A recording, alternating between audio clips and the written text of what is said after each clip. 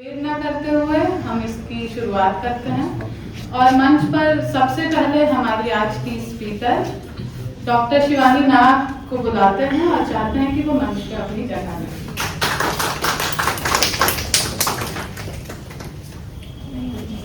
Coarse की संयोजक समता जी भी मंच पर आ जाएं।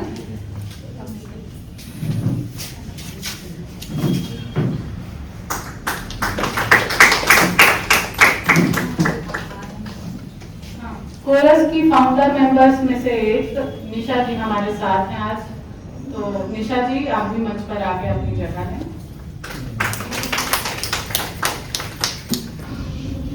और कोरस इलाहाबाद की संयोजक प्रतिमा जी आप भी मंच पर आए और अपनी जगह लें।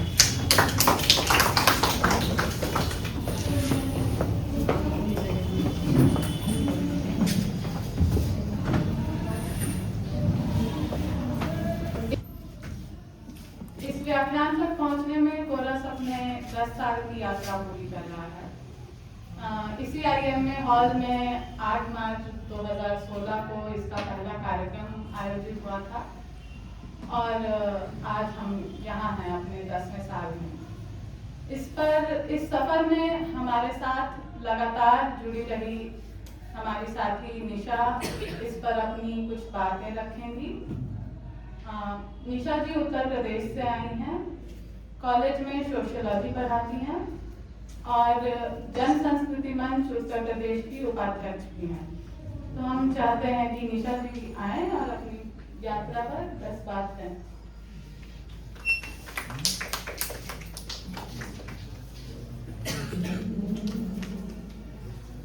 आज मेरे लिए बहुत ही खुशी का दिन है, ये कहते हुए कि आज कोरस को 10 साल पूरे हो गए और 10 साल की एक यात्रा को आपके साथ साझा करने का ये मौका मिला है मुझे। तो मैं अपने इस कड़ी को बताते हुए कि बहुत खुश हूँ, शायद इसलिए थोड़ी हड़बड़ा रही हूँ। तो कोरस के आज 10 साल पूरे हो गए। इस 10 साल में कोरस ने प्रतिरोध की संस्कृति को और मजबूत किया। कोरस, जिसका अर्थ सामूहिक स्वर है, हर उस समूह की सामूहिक आवाज जो असमानता और शोषण के खिलाफ उठती है। कोरस हमारे महादेश की रंग बिरंगी संस्कृति का मंच है। जनता के मेहनत कश तबकों, स्त्रियों, बच्चों और बुजुर्गों के जीवन का समूह गीत, अनेक उनके सुख दुख, संघर्ष और आशाओं का कोरस देश दुनिया को बेहतर बनाने की काम आए, यही इसका उद्देश्य है। हमारे देश विदेश में चल रही हजारों सांस्कृतिक पहलकदमियों के बीच कोरस एक पहल है। कोरस ने स्त्री असमानता, स्त्री पुरुष संबंध समानता, स्त्री की स्वतंत्रता को गीतों में, कविता पाठों में और नाटकों द्वारा अपने दर्शकों के लिए पेश किया है। आज के परिवेश में जहां बलात्कारियों को पितृसत्ता समाज के लोग महिमा मंडित करते हैं, जुलूस निकालते हैं, उनका स्वागत करते हैं, एक कोरस ऐसा संगठन है जो उसके खिलाफ आवाज उठाता है, एकजुट होता है, बताता है कि ये सही नहीं है, हमें इसके लिए एकजुट होना चाहिए।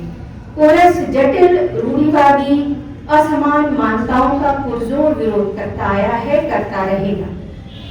भारत ही नहीं, दुनिया के अगर हम पैमाने पर देखें तो स्त्रियां हमेशा से जाति, वर्ग, प्रजातीय असमानताओं की शिकार रही हैं।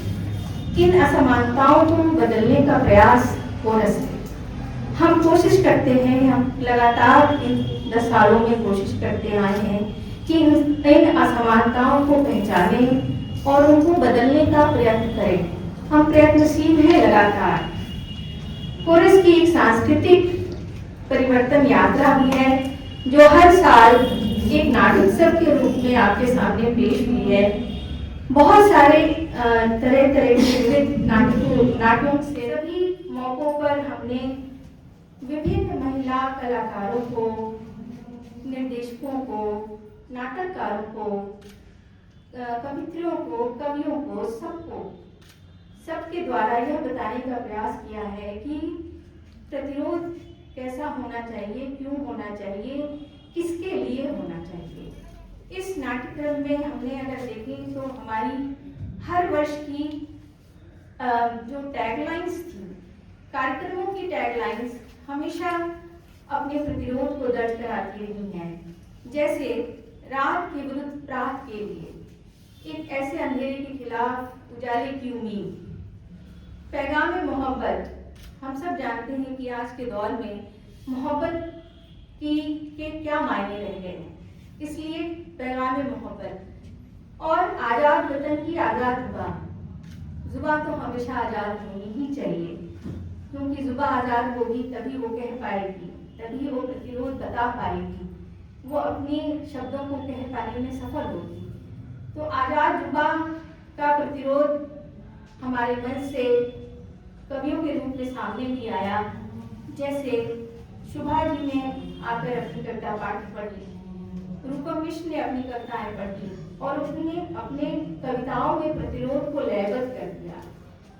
हमें देखने का मौका मिला कि किस तरीके से हम इसको समझ सकते हैं, पहचान सकते हैं। स्त्री विमर्श के विविध पहलुओं पर हमारे नाटकों ने अपनी बात रखी है। जैसे ए लड़की एक ऐसा नाटक था जिसमें एक अकेली लड़की खुशनुमा जिंदगी जीने के लिए वो अकेली जीना चाहती है। बहुत सुंदर ढंग से इस नाटक को प्रस्तुत किया गया था। वहीं पारो इस एक ऐसा नाटक था जो दोस्ती को सर्वोपरि रखता है और कहता है कि स्त्री पुरुष के संबंध अगर विवाह में बदल रहे हो तो पहले दोस्ती होनी चाहिए। और इसी नाटक में एक पुरुष के भीतर का द्वंद्व भी नजर आता है।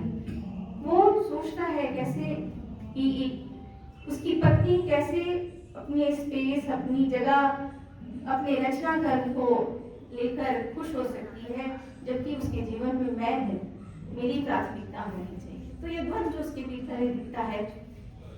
इसी के साथ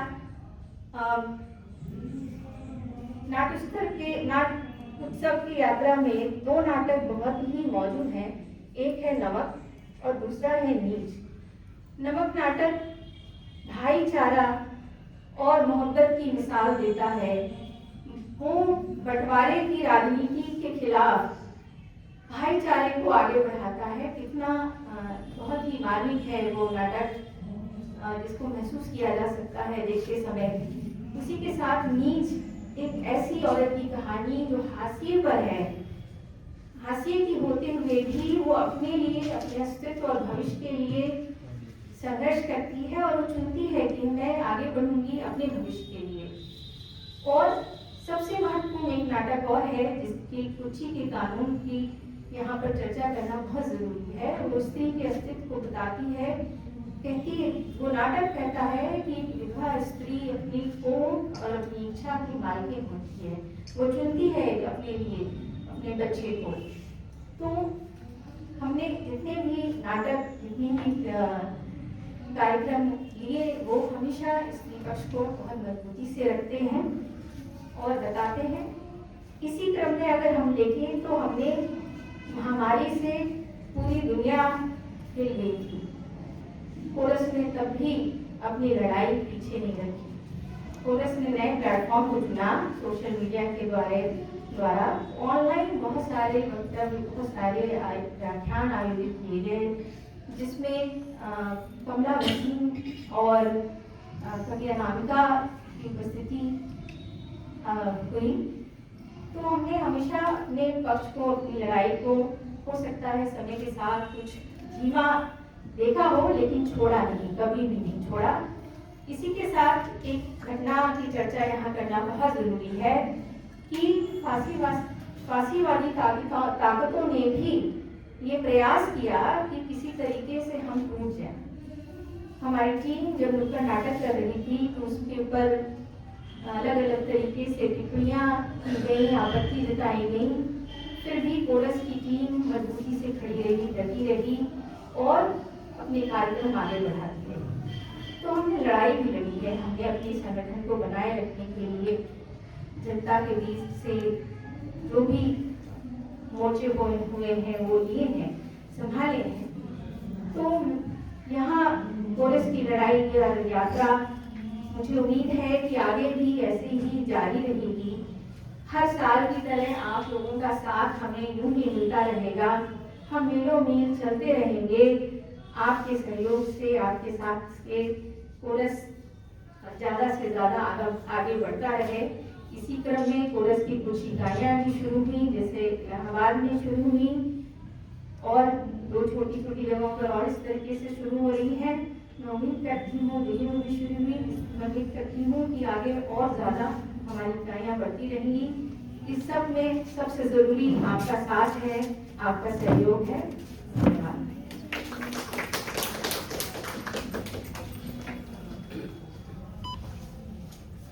धन्यवाद निशा जी। अब हम अपने व्याख्यान की ओर बढ़ते हैं। आज के समय की नारीवादी दृष्टि में मुझे 2 छवियां दिखती हैं।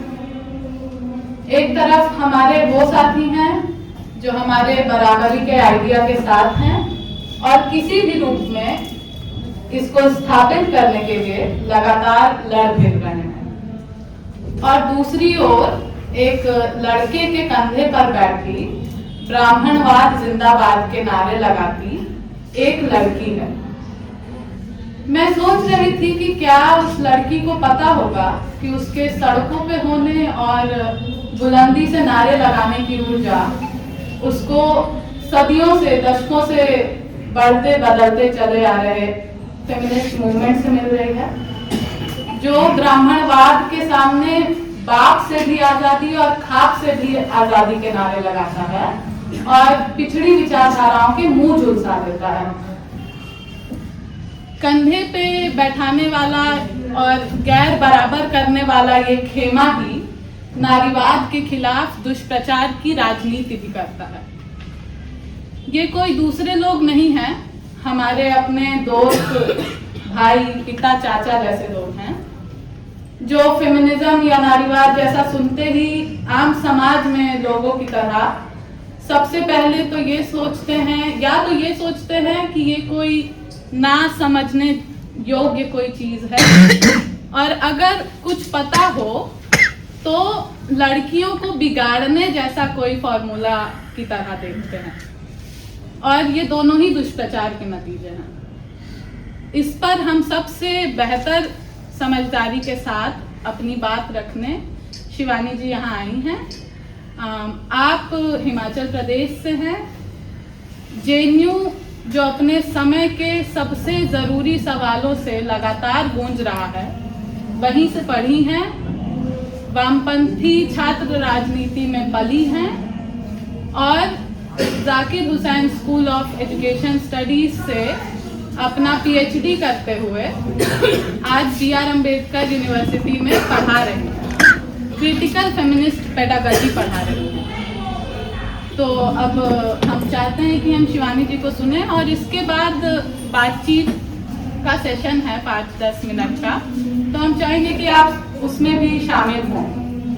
और कॉन्टेक्स्ट रुझान ने बताया है नारीवाद के खिलाफ जिस तरीके की दुष्प्रचार की राजनीति है, उससे अपनी बात कहना और आसान हो जाता है। तो सबसे पहले तो आप सभी को नमस्कार।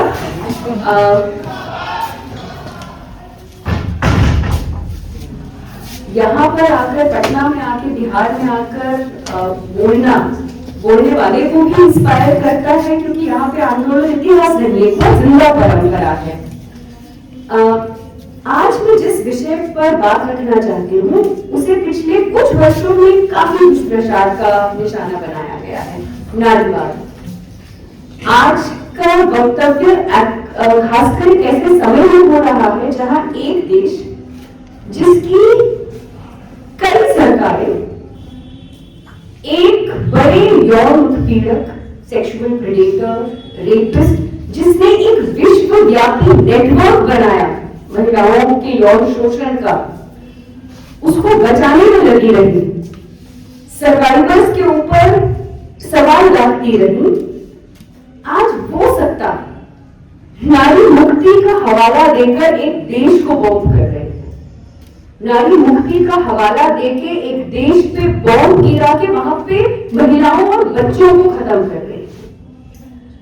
हम पिछले कई दशकों में देखते हैं कि बहुत सारे पुरुषवादी मैस्कुलिन समाज देश नारी मुक्ति का ही हवाला देकर दूसरे समाज और देश को निशाना बनाते हैं, लेकिन नारीवाद आपत्तिजनक तब लगने लगता है जब बात उनके ढांचे और संरचना पर आए। हम तो नारीवाद अच्छा लगता है जब दूसरे के घर पे हो। हम अक्सर सुनते हैं फेमिनिज्म पुरुष विरोधी है, फेमिनिज्म परिवार तोड़ता है, अब तो महिलाओं को सब मिल गया, संघर्षों की क्या जरूरत है, ये पश्चिमी विचार है, ये एलीट महिलाओं का एजेंडा है इत्यादि। और ये बातें सिर्फ सोशल मीडिया तक की बहसें नहीं है, इनका असर घर के भीतर हो रही बातचीत, हमारे कैंपस कार्यस्थल के माहौल, वहां की दोस्तियां पर तो पड़ता ही है, पर देश में हो रहे महिला विमर्श, महिलाओं की आवाज, उनके श्रम की मान्यता, तमाम नीतियों और महिला आंदोलन की दिशा पर भी पड़ता है। मैं शुरुआत में 2 किताबों का नाम लेना चाहूंगी क्योंकि आज की बातचीत में इनसे भी काफी दिशा निर्देश मिलते हैं। पहली किताब है फेमिनिज्म फॉर 99% 99% का नारीवाद, जिसे सिंथिया अरूजा, तिथि भट्टाचार्य और नैन्सी फ्रेजर ने लिखा था। ये किताब कहती है कि अगर नारीवाद केवल 1% प्रिविलेज्ड महिलाओं, यानी वो महिलाएं जिन्हें पहले से कुछ विशेषाधिकार प्राप्त हैं, उन्हीं के ऊपर चढ़ने की कहानी बनकर रह जाता है तो वे असली नारीवाद नहीं है। असली नारीवाद 99% मेहनतकश लोगों की मुक्ति की राजनीति है। असली नारीवाद 99% के लिए है, बहुसंख्यकों के लिए है, जिनमें महिलाएं, पुरुष, ट्रांसजेंडर और वे जो इस द्विरंगी श्रेणी से परे, जिन्हें नॉन बाइनरी, जो अपने आप को नॉन बाइनरी मानते हैं, मजदूर, प्रवासी मजदूर, किसान, छात्र, बेरोजगार, उत्पीड़ित वर्ग, जाति से आने वाले हर कोई जो रोजमर्रा की लड़ाई में है, उन सबके लिए है। और दूसरी किताब है फ्रेडरिक एंगल्स की the origin of the family, private property and state, जो हमें दिखाती है कि परिवार, निजी संपत्ति और राज्य के इतिहास में स्त्रियों की अधीनता कैसे एक व्यवस्था बनती गई। आज एक कोशिश रहेगी थोड़ा साथ में समझने की कि नारीवाद क्या है, नारीवाद के खिलाफ दुष्प्रचार क्यों होता है, उससे किसको फायदा होता है और उसका क्या जवाब हो सकता है। तो सबसे पहली बात, नारीवाद कोई महिलाओं का क्लब नहीं है। नारीवाद एक सामाजिक राजनीतिक संघर्ष है। नारीवाद कहता है हर इंसान को बराबरी, गरिमा और स्वतंत्रता मिलनी चाहिए, लेकिन नारीवाद ये भी कहता है कि बराबरी सिर्फ कानून से नहीं आती, बराबरी जिंदगी के ढांचे में आती है, घर, परिवार, स्कूल, कॉलेज, कार्यस्थल, खेत खलिहान, बाजार, राज्य, हर जगह। क्योंकि स्त्री पुरुष की असमानता सिर्फ सोच भर का मामला नहीं है, ये श्रम, संपत्ति, सुरक्षा और सत्ता का मामला है। नारीवाद अर्थात बराबरी, गरिमा और आजादी। नारीवाद की शुरुआत ही पितृसत्ता के खिलाफ संघर्ष से हुई और ये जल्दी स्पष्ट हो गया कि पितृसत्ता अकेले नहीं चलती। वे जातिवाद, वर्ग शोषण, पूंजीवाद, उपनिवेशवाद, साम्राज्यवाद और आज के नवगारवाद के साथ मिलकर चलती है। इसलिए गंभीर नारीवाद सिर्फ महिलाओं की प्रगति के पोस्टर नहीं लगाएंगे, वे पूछेंगे काम कौन करता है, किसका काम दिखता है, किसका काम कर्तव्य कहकर गायब कर दिया जाता है, किसके शरीर पे किसका नियंत्रण, संसाधन किसके पास है, किसे चुप कराया जाता है। और इसीलिए हमें ऐसा नारीवाद चाहिए जो काम की दुनिया बदले, केयर का ढांचा बदले, घर के भीतर श्रम को पहचान दे और शोषण आधारित व्यवस्था को चुनौती दे सके। अब मूल पर आते हैं पितृसत्ता। कई लोग बस इसे पुरुषों का बुरा व्यवहार समझ लेते हैं। पितृसत्ता केवल व्यवहार का मामला नहीं है, ये एक संस्था है, एक सिस्टम है, एक ऐसा सिस्टम जो कभी कभी बहुत क्रूर दिखता है, कभी कभी बहुत दयालु भी दिख सकता है, बशर्ते कि आप उसे चुनौती ना देकर उसे समझौता करें। केट मिलेट की एक किताब है सेक्सुअल पॉलिटिक्स, जिसमें मैं याद दिलाती हूँ कि सेक्स, विवाह, परिवार ये सिर्फ निजी जीवन की बातें नहीं है, ये सत्ता के संबंध है, यानी घर भी राजनीति का मैदान है। पितृसत्ता को हम कई तरीके से पहचान सकते हैं। शरीर पर नियंत्रण, कपड़े, बाहर जाना, दोस्ती, शादी, बच्चा, महिला का शरीर अक्सर समाज का सार्वजनिक प्रोजेक्ट बन जाता है। समय और श्रम पर नियंत्रण, घर का काम, बच्चों की देखभाल, बुजुर्गों की सेवा, सब काम में परिणय कम माना नहीं जाता। आवाज पर नियंत्रण, जो महिला बोलती है, सवाल करती है, शिकायत करती है, उसकी पुलिसिंग होगी, कभी ताने, कभी बदनामी, कभी धमकी, कभी मौत। ये सिर्फ पुरुष बनाम महिला का निजी झगड़ा नहीं है, ये एक ढांचा है जो तय करता है कौन किसके अधीन रहेगा, किसकी आजादी सीमित रहेगी और किसके श्रम से किसका जीवन चलेगा। एंगल्स का एक बड़ा योगदान है कि उन्होंने परिवार के इतिहास को भी खोल के रख दिया। उनका तर्क मोटे तौर पर यह है कि जैसे जैसे निजी संपत्ति और वारिस, इनहेरिटेंस का सवाल मजबूत हुआ, वैसे वैसे महिलाओं पर नियंत्रण बढ़ा, क्योंकि संपत्ति किसे जाएगी ये तय करने के लिए स्त्री की यौनिकता, विवाह और प्रजनन पर नियंत्रण जरूरी बन गया। और जैसे जैसे घर का काम निजी होता गया, महिला का श्रम घर की चार दीवारी में कैद होता गया और इस श्रम को कम श्रेणी में आंका जाने लगा, क्योंकि इस श्रम की कोई मजदूरी नहीं है। ये एक विडंबना है कि इस बिना मजदूरी वाला जो श्रम है, वही मजदूरी वाले श्रम को एक्चुअली संभव करता है। और इस पे थोड़ा और विस्तार में कुछ देर में बात करेंगे।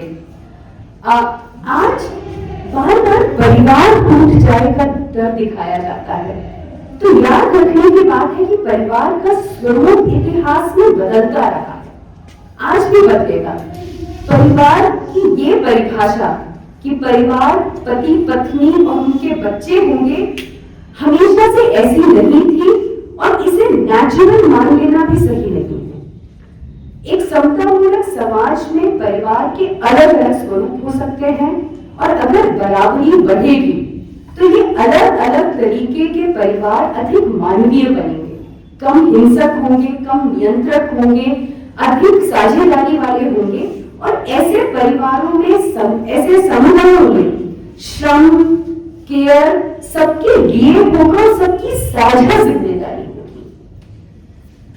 अब इस हिस्से पर आते हैं जो आज के दुष्प्रचार को समझने की चाबी है। पितृसत्ता, जैसे कि मैंने पहले कहा, अकेली नहीं चलती है, उसका एक बहुत बड़ा साथी है पूंजीवाद। नारीवादी लंबे समय से कह रहे हैं कि पूंजीवाद महिलाओं को मुक्त नहीं करता, अक्सर पितृसत्ता को जिंदा रखता है और उसकी जरूरत है पितृसत्ता को जिंदा रखना, ताकि महिलाओं को डोसाइल, आज्ञाकारी, आसानी से काबू में आ जाने वाली, कंप्लाइंट, निर्देश मानने वाली वर्कर्स बनाया जा सके, जो कम सवाल करें और ज्यादा सहन वाले श्रमिक बन सके। इसमें केंद्रीय धारणा है सोशल रिप्रोडक्शन की। सोशल रिप्रोडक्शन यानी जिंदगी चलाने का काम, खाना, सफाई, बच्चों की परवरिश, बुजुर्ग बीमार की देखभाल, पानी, ईंधन, भावनात्मक सहारा, इमोशनल लेबर, ये सब। अगर ये काम ना हो तो वेज लेबर, मजदूरी वाला श्रम कैसे चलेगा? ऑफिस कैसे चलेगा? फैक्ट्री कैसे चलेगी? लेकिन पूंजीवाद ने विभाजन कर दिया, पेड लेबर जहां मजदूरी है और अनपेड लेबर जहां पे मजदूरी नहीं है, और अनपेड लेबर वाला हिस्सा अक्सर महिलाओं पर डाल दिया। यही पितृसत्ता और पूंजीवाद अपने हाथ में लाते हैं। पूंजीवाद को मुनाफा चाहिए और पितृसत्ता उसे फ्री में घर चलाने वाली मजदूरी देता है। इसे रोजमर्रा की भाषा में अगर हम समझना चाहें, जब दूध महंगा होता है, दवा महंगी होती है, पढ़ने की फीस भरती है, किराया, बिजली, गैस भरता है, तो घर का बजट कौन संभालता है? बहुत बार महिलाएं कहां से घटाना है, किसका इलाज, ये सारे फैसले, और फिर भी समाज कहता है कि ये तो काम ही नहीं है, ये तो काम ही नहीं करते। ये सिर्फ भाषा का मामला नहीं है। काम को काम मान लिया तो अधिकार देना पड़ेगा, सम्मान देना पड़ेगा, निर्णय में हिस्सेदारी देनी पड़ेगी। इतना भर ही नहीं, सोशल रिप्रोडक्शन का एक महत्वपूर्ण उद्देश्य ये भी है कि कोई लेबर को तैयार करे, श्रमिक को तैयार करे, और केवल शारीरिक रूप में ही नहीं, हालांकि शारीरिक रूप से श्रमिक को तैयार करना इस रिप्रोडक्शन का एक बहुत अहम पार्ट है, पर उसको मानसिक रूप से भी तैयार करना। मानसिक रूप से यानी काम करने वाले का एटीट्यूड, उसका काम के प्रति रवैया क्या होगा, वो बात मानने वाला होगा या नहीं होगा, वो बात बात पर सवाल तो नहीं करेगा, उसको अपने दायरे की समझ होगी या नहीं होगी, वर्ग और वन व्यवस्था में अपनी जगह को स्वीकारेगा या नहीं। ये भी सोशल रिप्रोडक्शन का अहम पहलू है, जिसका भार भी घर और परिवार संभाल रही महिलाओं पर आता है, जो पूंजीवादी ढांचे को बनाए रखने के लिए जरूरी है। पर इस या किसी भी देखभाल की जिम्मेदारी पूंजीवाद खुद नहीं लेता, और इसी समझ को स्थापित करता है नवउदारवाद, जिसको हम न्यूलिबरलिज्म कहते हैं, कि सरकार पीछे हटे, बाजार आगे आए, स्वास्थ्य, शिक्षा, देखभाल सब सर्विस बन जाए। जब पब्लिक हेल्थ कमजोर होता है, परिवार निजी अस्पताल पर निर्भर होता है, जब सरकारी स्कूल कमजोर होते हैं, सरकारी शिक्षा व्यवस्था कमजोर होती है, ट्यूशन, कोचिंग, प्राइवेट स्कूल का खर्च बढ़ता है, आंगनबाड़ी, क्रेच सुविधाएं कमजोर होती हैं, चाइल्ड केयर का बोझ घर पर लौटता है, और घर पर लौटकर ये केयर का बोझ पड़ता है महिलाओं पर। ये है केयर का सिस्टमिक प्राइवेटाइजेशन, देखभाल को परिवार की निजी समस्या बना देना। ऐसी देखभाल जो कैपिटलिज्म पूंजीवाद को सस्टेन करती है, उस व्यवस्था को परिवार की निजी व्यवस्था बना देना, महिलाओं की निजी जिम्मेदारी बता देना। परिणाम, महिलाओं का नौकरी छूटना, कम घंटे काम कर पाना, समय की कमी, तनाव, और फिर ये सुनना कि आजकल की महिलाएं ढंग से घर नहीं संभाल पाती। हम महिलाओं से उम्मीद करते हैं कि कार्यस्थल पर काम पुरुषों जैसा करें, पर घर की जिम्मेदारी सिर्फ उनके हक में आएगी, उनके जिम्मे आएगी। इतना ही नहीं, काम की दुनिया में हो रहा ठेका प्रथा, अस्थायीकरण भी महिलाओं पर ही ज्यादा मार करते हैं।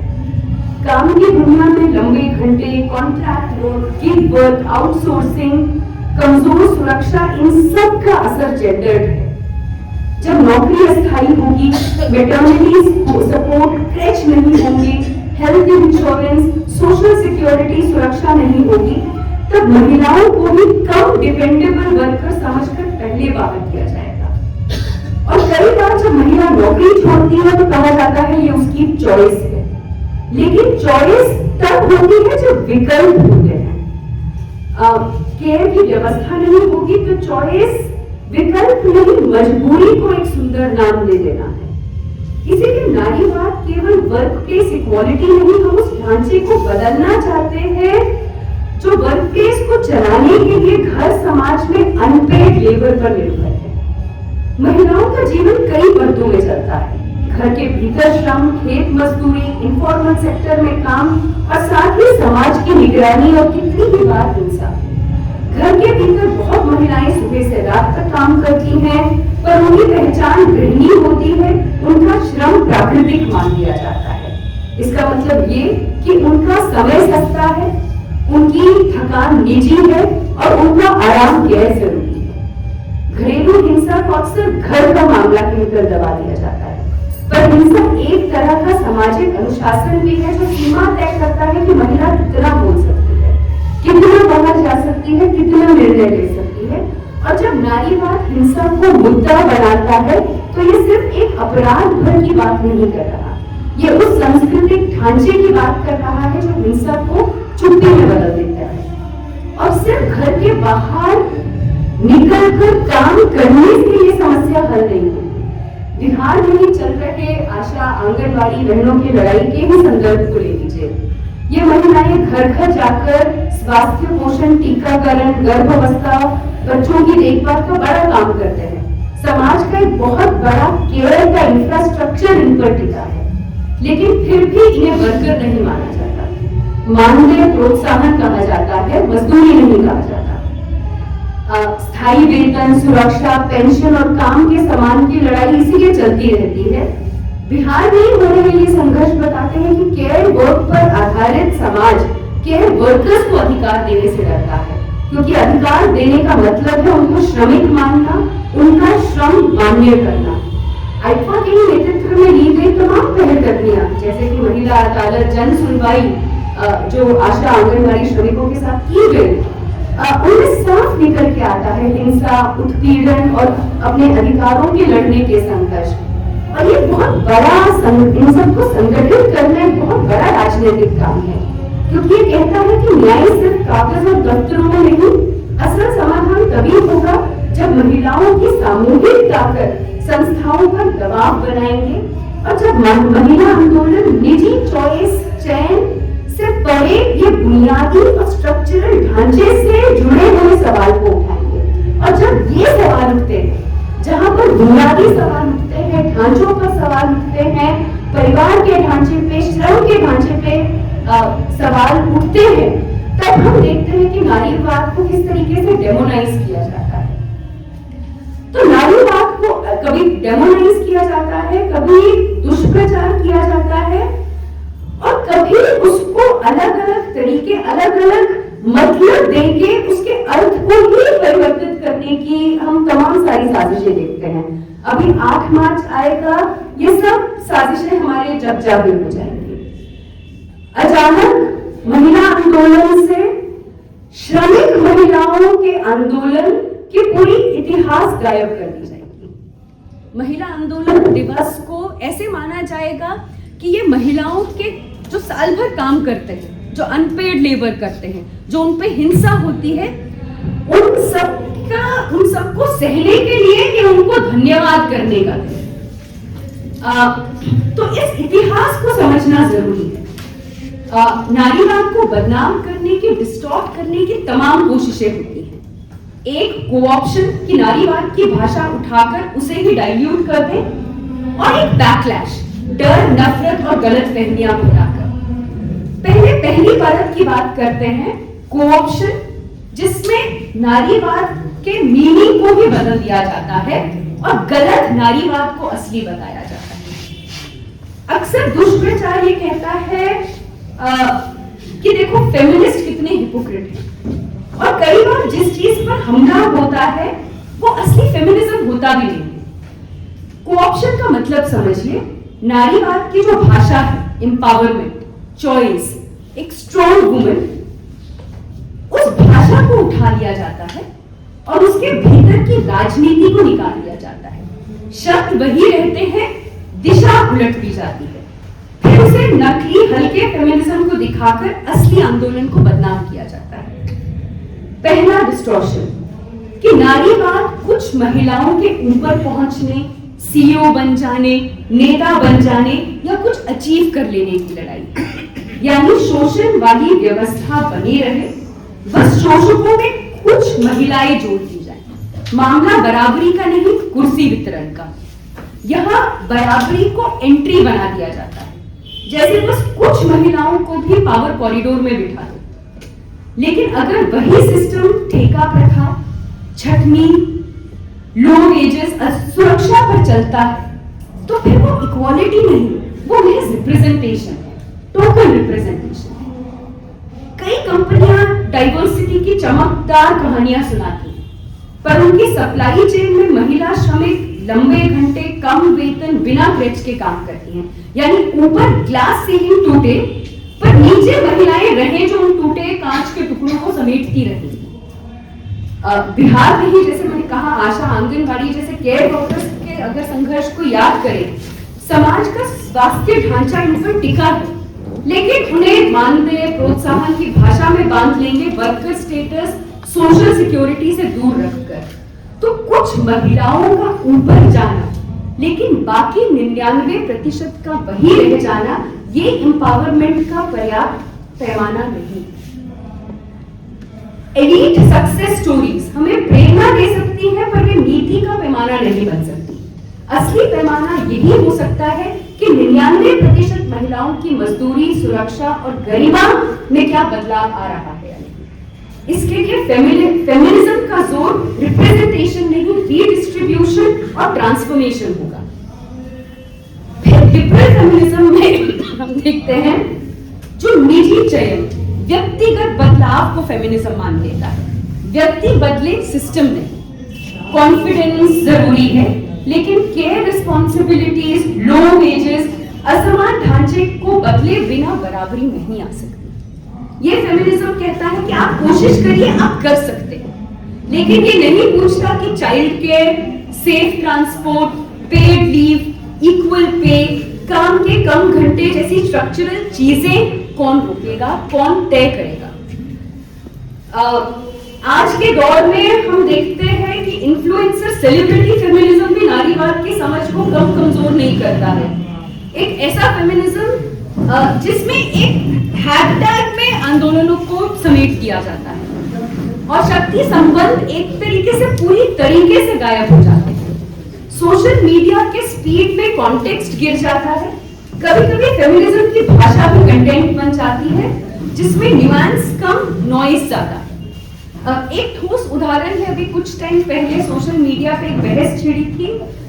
एक यूट्यूब इन्फ्लुएंसर जो खुद को नारीवादी बताती है ने एक बहस छेड़ी थी प्राउड आर कि सेक्स वर्कर्स के संबंध में कही जाने वाले कई महिला विरोधी, दलित विरोधी शब्दों को रिक्लेम करना, कि हम उन शब्दों को रिक्लेम करेंगे, हम उन शब्दों को खुद पे ओढ़ेंगे। और ये इस रिक्लेमेशन में उन शब्दों का जो एक हिंसक इतिहास है उसको गायब कर देना। जब हम कहते हैं कि it's okay to call me a slot,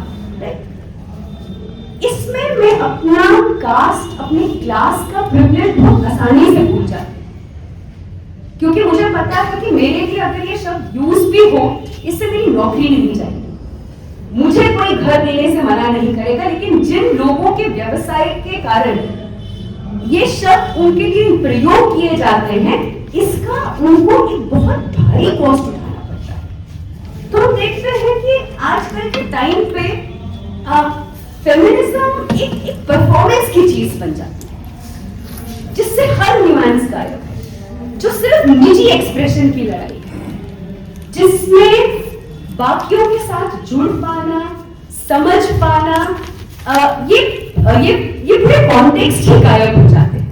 ये कतई नारीवाद नहीं है, जिसकी समझ ये हो कि हर हायरार्की में कुछ महिलाओं को जोड़ दो, शोषण के संबंधों को डाइवर्सिफाई कर दो, उनमें भी महिलाओं को जगह दे दो, पर हायरार्की जो शोषण पैदा करती है उसे खत्म मत करो। तो कई बार कहा जाता है कि पुलिस में, आर्मी में, ब्यूरोक्रेसी में, पॉलिटिक्स में और महिलाएं आए तो सब ठीक होगा, बेशक आना चाहिए, पर सवाल ये भी है कि आखिर वे शोषण के संबंधों को चैलेंज करेंगे या उन्हें बनाए रखेंगे। जिस उदाहरण से रुंझुन ने शुरुआत की कि एक महिला जो रात में निकलकर जीन्स पैंट पहनकर नारे लगा रही है, वो एम्पावरमेंट की मूर्त ही नजर आएगी, लेकिन उस एम्पावरमेंट में वो स्लोगन किस चीज का लगा रही है? वो स्लोगन लगा रही है उस व्यवस्था की जयकार करने में जिसने दशकों, ना जाने कितने सालों, पीढ़ी दर पीढ़ी महिलाओं को बांधे रखा। तो कोई महिला नेता हो गई है, कोई महिला सीईओ हो गई है, लेकिन वहां पे बैठ के वे उसी असमानता के ढांचे को चला रही है, पुरुष जैसा होकर चला रही है। वो नारीवाद नहीं। Achievement, high achievement doesn't make you a feminist.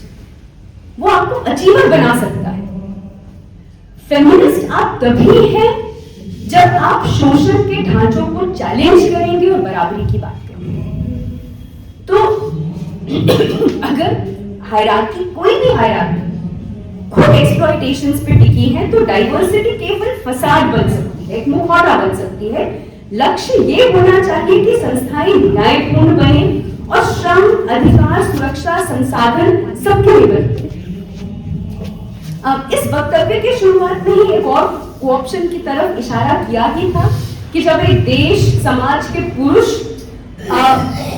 किसी अदर को लेसन सिखाने के लिए महिलाओं की प्रताड़ना और मुक्ति पर बहुत मुखर होते हैं, पर जब अपने ढांचों पर बात आती है तो फिर संस्कृति खतरे में नजर आने लगती है। आज हम डिजिटल हिंसा के भी कई स्वरूप देखते हैं, अब्यूज, थ्रेट्स, ऑक्शन एप्स, जिनका उद्देश्य है सार्वजनिक बोलने वाली महिलाओं को डराकर चुप कराना। और ऐसे मामलों में फेमिनिस्ट नारीवादियों का जवाब सिर्फ सजा की मांग नहीं हो सकता है, वो भी एक मुख्य डिमांड है, पर इन प्लेटफॉर्म्स में अकाउंटेबिलिटी, सर्वाइवर सपोर्ट, सुरक्षा, समुदाय स्तर पर जवाबदेही, इन सबको भी अपने डिमांड के बतौर ग्राउंड कर पाना। लेकिन हम जानते हैं कि बहुत सारी ये संस्थाएं न्यूट्रल नहीं होती हैं, तो हमारा डिमांड सिर्फ कानूनी नहीं हो सकता। पुलिस थाने न्याय की भाषा भी कास्ट क्लास से प्रभावित होती है, तो कई बार शिकायत लिखी जाती है या पीड़ित से ही सवाल रख दिए जाते हैं। इसीलिए फेमिनिस्ट जब आप केवल प्यूनिटिव अपैरेटस पर टिककर नहीं रहेगा, अकाउंटेबिलिटी मांगेगा, लॉन्ग टर्म बदलाव मांगेगा। आज एम्पावरमेंट एक मार्केटिंग का भी शब्द बन के रह गया है। विमेन, अभी जैसे मैंने कहा कि अभी महिला दिवस आने वाला है, तो तमाम सारे ब्रांड्स एम्पावरमेंट, आप कितने पावरफुल है, यू आर सो पावरफुल के स्लोगन्स लगाकर घूमते फिरेंगे। उसी ब्रांड की सप्लाई चेन में महिला मजदूर की मजदूरी, काम के घंटे, सुरक्षा, ये सब सवाल गायब रहेंगे।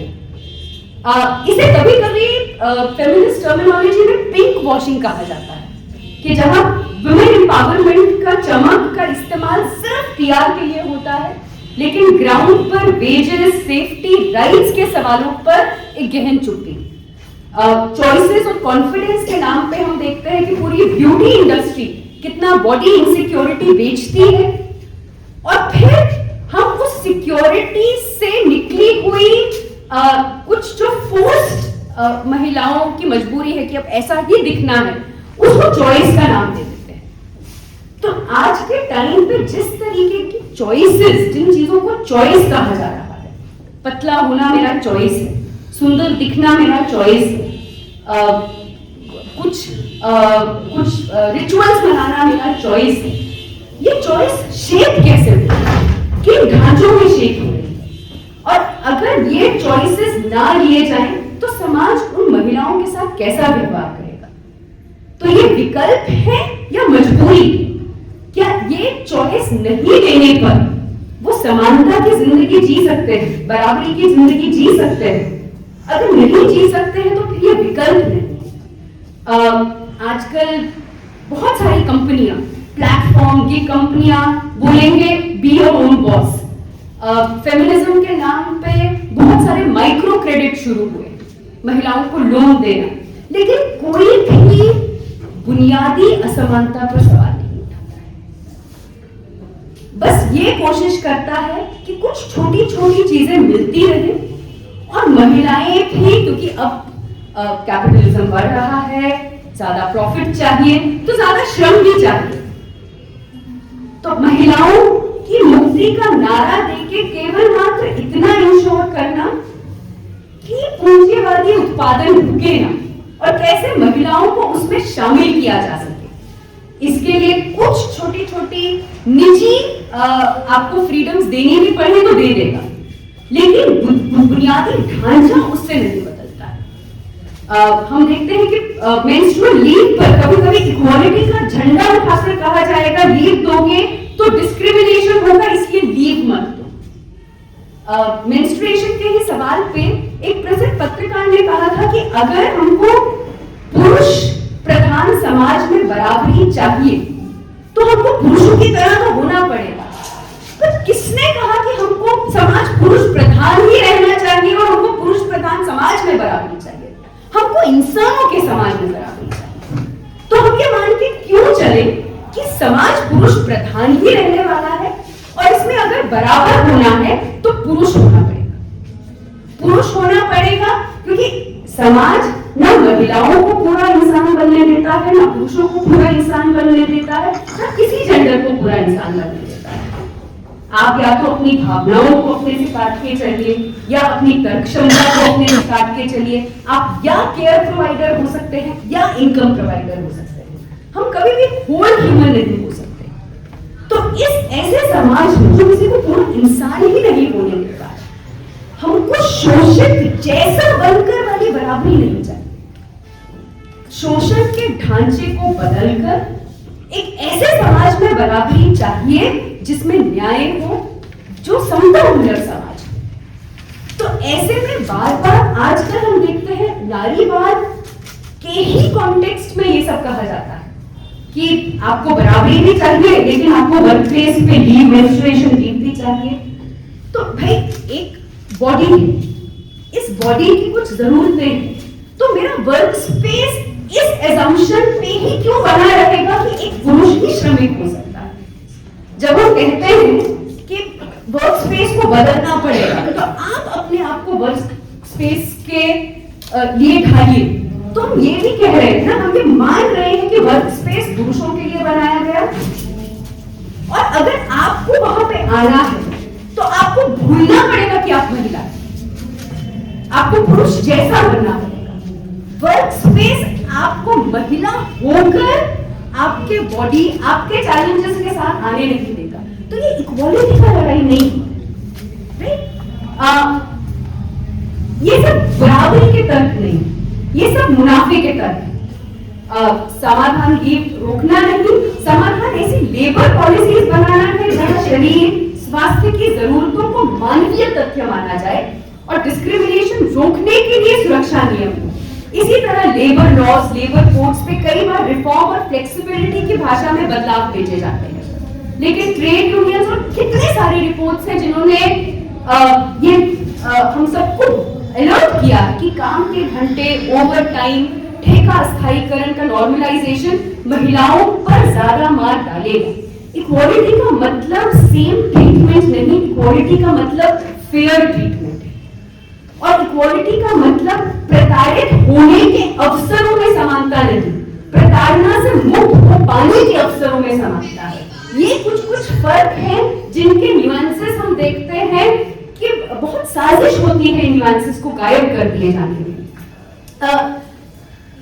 एक दूसरी परत, एक तो ये परत है जिसमें हम नारीवाद के शब्द के मीनिंग को बदलने की कोशिश करते हैं।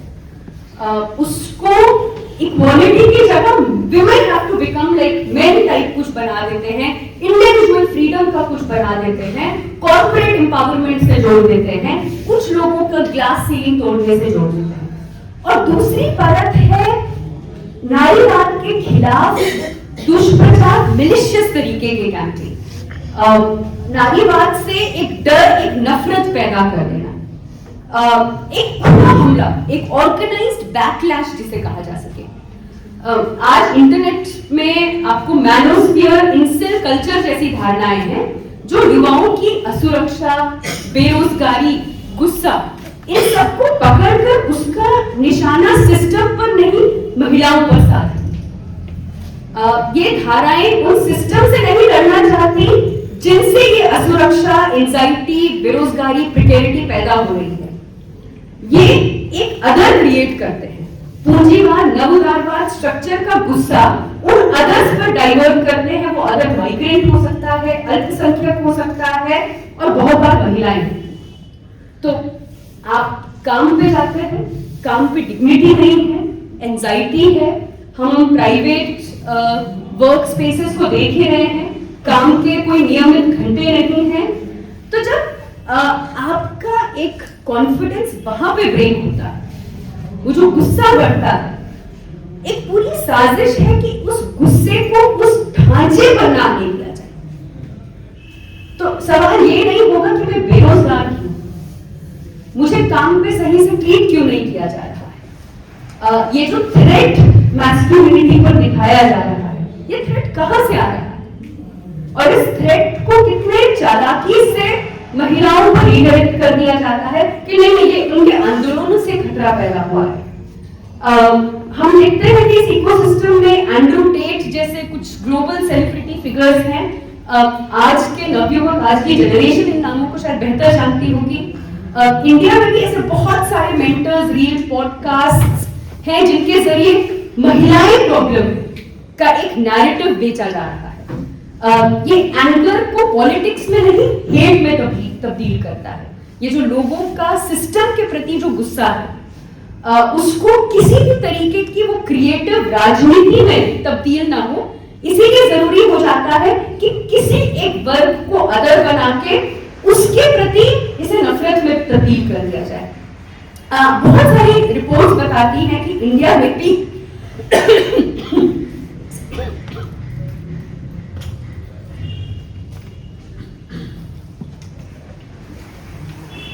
ये pseudo psychology, anti feminism, nationalism का एक मिक्स बनाकर युवाओं को बेचा जा रहा है और धीरे धीरे उन्हें कठोर आइडियोलॉजी, धारणाओं की तरफ लेके जा रहा है। इससे असली सवाल, जैसे मैंने कहा, गायब हो रहे हैं। नौकरी क्यों नहीं है, फीस क्यों बढ़ रही है, अस्पताल महंगे क्यों है, मजदूरी क्यों ठहरी हुई है, रुकी हुई है, लेबर राइट्स क्यों कमजोर हो रहे हैं, और बहस बदल जाती है, लड़कियां ऐसी हैं, फेमिनिज्म ने सब खराब कर दिया। तो राजनीति साफ है, गुस्सा ऊपर नहीं नीचे की तरफ देना। ध्यान दीजिए, ये कल्चर वॉर अटेंशन इकोनॉमी पर चलता है। जितना आउटरीच उतने व्यूज, जितने व्यूज उतनी कमाई। इसलिए जटिल सामाजिक समस्याओं को एक आसान दुश्मन में बदलना इन कैंपेन्स का सबसे प्रॉफिटेबल मॉडल बन रहा है। फिर है एक झूठी इक्वालिटी का नैरेटिव। इस पे मैंने कुछ बात की थी कि महिलाओं से बार बार ये बोला जाएगा ना कि आपको इक्वालिटी भी चाहिए और बसों में सीट भी चाहिए, आपको स्पेशल टॉयलेट्स भी चाहिए, आपको इक्वालिटी भी चाहिए और स्पेशल ट्रीटमेंट भी चाहिए। लेकिन भूल जाते हैं कि महिलाओं की bodily needs, safety risk, care responsibilities ये वास्तविक हैं, ये मटेरियल रियलिटीज हैं। इन्हें इग्नोर करना इक्वालिटी नहीं, डिनायल। जब आप एक महिला को कहते हैं ऐसे तो बहुत बराबर बनती हो, लेकिन आपको सीट रिजर्व चाहिए, वो पीरियड्स पे हो सकती है, एक्सपेक्टिंग मदर हो सकती है, आपको पुरुष को घर जाके खाना मिल जाएगा, लेकिन वो महिला जो उतने ही घंटे काम करके लौट रही है, शायद 4 घंटा पहले उठ के अपना काम शुरू की होगी और घर जाके कोई बनी बनाई चाय उसको नहीं मिलने वाली है। तो सही बात है कि उसके शरीर पर भी डिमांड, एक्सॉर्शन ज्यादा है। तो समानता की अगर हम समझदारी रखते हैं तो इन मटेरियल, इन वास्तविक रियलिटीज की भी समझदारी रखनी होगी। इनको दरकिनार करेंगे तो फिर हमको इक्वल ट्रीटमेंट, स्पेशल ट्रीटमेंट लगने लगेगा। बाधा मतलब मिलिशियस कैंपेन का ऑफकोर्स एक हिस्सा डिजिटल हिस्सा भी है। फिर हम देखते हैं किस किस तरीके के दुष्प्रचार, उनके नैरेटिव्स, एक जो पिछले कुछ समय में बहुत बड़ा नैरेटिव बन के निकला है वो है मेंटेनेंस और एलिमनी के सवाल पर। सोशल मीडिया पर इसे बहुत अलग अलग तरीके के जिसको क्या बोलते हैं, क्लिक बेट हेडलाइंस लेके दिया जाता है। 1 करोड़ 5 करोड़ की एलिमनी किसी को मिली और पूरी बहस को लिंक यूथ एक जेंडर वॉर की तरह बेचा जाता है। बहुत सारे ऐसे फाउंडेशंस है, सेव इंडियन फैमिली फाउंडेशन, जो 1 करोड़ एलिमनी के हैशटैग के साथ अलग अलग तरीके के ऑनलाइन कैंपेन्स चलाते हैं। और ये पूरी फ्रेमिंग महिलाओं के अनपेड केयर और वो इनकम जो शादी करके वो बहुत बार छोड़ती है, उस सच्चाई को पीछे धकेल देती है। एक नैरेटिव ये भी है ना कि अगर डाउरी गलत है, दहेज गलत है, तो फिर एलिमनी कैसे गलत नहीं। हम देखते हैं कि ये तुलना किस गलत दिशा में जाती है। एक सामाजिक कुरीति को एक लीगल राइट के साथ फिट करके, और कितना मिस इन्फॉर्मेशन पे ये प्रचार चलते हैं। एलिमनी का अगर आप लॉ देखेंगे तो एक्चुअली वो लॉ जेंडर स्पेसिफिक है भी नहीं। एलिमनी दी जाती है जो भी इकोनॉमिकली डिसएडवांटेज पार्टनर हो। अब समाज की हकीकत ये है कि ज्यादातर इकोनॉमिकली डिसएडवांटेज पार्टनर महिला ही होगी, वही अपना घर छोड़ के किसी और के घर में आई होगी, वही अपने घर पे वो राइट्स छोड़ के किसी और के घर पे आई होगी, अपनी नौकरी छोड़ी होगी, या एक अच्छी आय देने वाली नौकरी को छोड़ के कम आय देने वाली नौकरी ली होगी क्योंकि पति का तबादला हो गया है या बच्चों को देखना है, जल्दी घर आना है। 5-10 साल की नौकरी में जितना वो कमा सकती थी वो परिवार के लिए जा रहा है, उतना कमा नहीं पा रही है। ये उस फॉरवर्ड अपॉर्चुनिटीज का रिकॉग्निशन था, लीगल रिकॉग्निशन था। तो हम देख रहे हैं कि कैसे इन सब रिकॉग्निशंस को किस तरीके से डिस्टॉर्ट करके नारी आंदोलन के जो जीत है, कुछ राइट्स जो जीत है, उनके प्रति किस तरीके का दुष्प्रचार चलता है। एक बहुत बड़ा नैरेटिव दुष्प्रचार का है कानूनों के मिसयूज का नैरेटिव। बहुत आम दुष्प्रचार है कि नारीवादी आंदोलनों के जीत के फलस्वरूप महिलाओं को हिंसा, हैरेसमेंट से बचाने के लिए जितने बनाए गए कानून हैं उन्हीं को कटघरे में रख दो, ये कह के कि ये लॉज मिसयूज होते हैं, ये लॉज पुरुष विरोधी हैं। यहाँ कुछ बातें मतलब कहना बहुत जरूरी है कि किसी भी कानून का दुरुपयोग संभव है, लेकिन दुरुपयोग की संभावना को हथियार बनाकर प्रोटेक्शंस को कमजोर करना असल में पीड़ितों को और अकेला छोड़ देना। ये अभी हम यूजीसी रेगुलेशंस के कॉन्टेक्स्ट में भी देखते हैं कि मिसयूज का सबसे बड़ा खतरा हमको सिर्फ उन्हीं कानूनों से लगता है जो उत्पीड़ितों के हक के लिए बनाए गए। जैसे भारत में कितनी ज्यादा, अगर आप भारत की जेलों के सर्वे पढ़ें तो भारत की जेलों में मेजॉरिटी अंडर ट्रायल्स हैं, कन्विक्टेड नहीं। उनमें से कई ऐसे हैं जो झूठे आरोपों में वहां पे। बिहार के ही राजनीति में हमने देखा है, हमारे खुद के कांग्रेस में मर्डर ना जाने किन के झूठे आरोप लगते हुए। तो कानून तो कोई भी मिसयूज हो सकता है। अभी हाल ही के दिल्ली के संदर्भ में देख लीजिए, कानून क्या, गवर्नमेंट के एजेंसीज के मिसयूज हो सकते हैं, लेकिन मिसयूज को साइड करके सिर्फ उन कानूनों को कटघरे में रखा जाता है जो नारी आंदोलन की जीत है, जो नारीवाद आंदोलन की जीत है, जो समाज के उत्पीड़ित तबकों के संघर्षों की जीत है, चाहे वो यूजीसी रेगुलेशंस हो, रोहित एक्ट की बात हो, और उन्हीं को हम वेपनाइज करते हैं, उन्हीं में मिसयूज के आर्गुमेंट को हम यूज करते हैं, फिर से उन कानूनों को पीछे धकेल के फिर एक ऐसा ढांचा बनाए रखते हुए जिसमें जो उत्पीड़ित है, जो मार्जिनलाइज है, वे सिर्फ और सिर्फ डर में डिस्क्रिमिनेशन कभी चैलेंज ना हो, प्रेजुडिस कभी चैलेंज ना हो। हम बार बार देखते हैं कि मिसयूज की बहस में अक्सर एक्सेप्शंस को नॉर्म बनाकर पेश किया जाता है। किसी एक एक्सेप्शन को इतना बड़ा नॉर्म बना के पेश किया जाएगा, जबकि वास्तविकता ये है कि अधिकतर महिलाएं तो शिकायत दर्ज करने पहुंच तक नहीं पाती। महिलाओं के उत्पीड़न के जितने सारे केसेस रिपोर्ट होते हैं उनमें कन्विक्शन रेट बहुत लो है, लेकिन ये सब फैक्ट्स के बारे में बात नहीं होती। कुछ बहुत पॉपुलिस्ट तरीके के हेडलाइंस देके, स्लोगन्स देके एक भटकाव पैदा करने की कोशिश की जाती है। और जैसे मैंने कहा कि एक बुनियादी बात है, अगर मिसयूज के नाम पर हम महिला या जो समाज के उत्पीड़ित जाति के कॉन्टेक्स्ट हैं उनके लिए बने कानून को शक की नजर से देखेंगे तो फिर वही तक तो हत्या, चोरी, मानहानि हर कानून पे लागू होगा, क्योंकि कोई भी गलत नियत से किसी भी कानून का मिसयूज हो सकता है। क्योंकि यहाँ के श्रोता कई छात्र भी हैं, कैंपस वर्क प्लेसेस से हैं।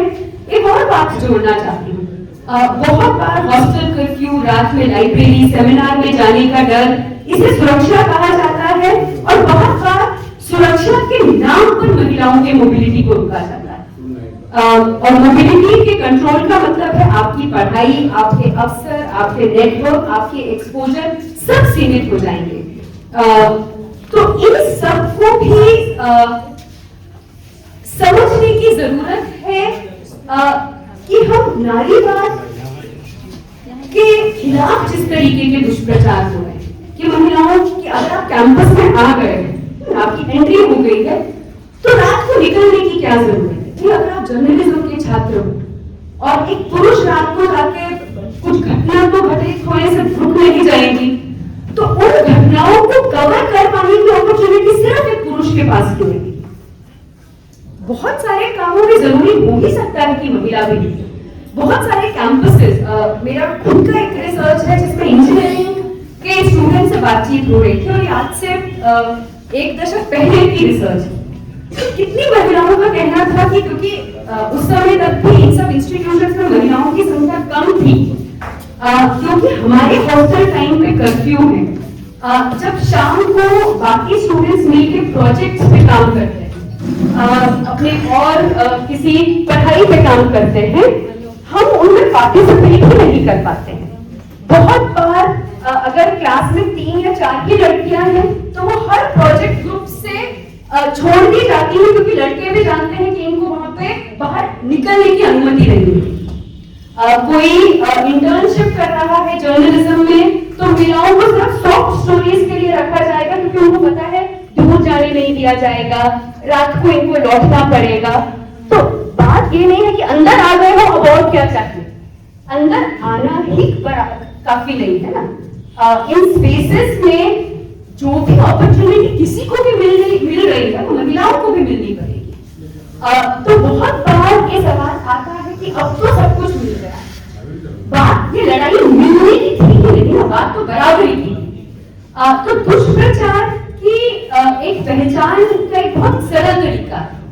जब कोई कहे कि फेमिनिज्म एंटी मेन है, पुरुष विरोधी है, बुरा है, तो ये सवाल पूछना जरूरी है कि क्या फेमिनिज्म ने आपको नौकरी से निकाला? क्या फेमिनिज्म ने आपके बच्चों की फीस बढ़ाई? क्या फेमिनिज्म ने अस्पताल को महंगा काम किया? ये काम किया किसने? अक्सर असली कारण नीतियां, प्राइवेटाइजेशन, लेबर राइट्स का कमजोर होना है और इन पर सवाल करना जरूरी है।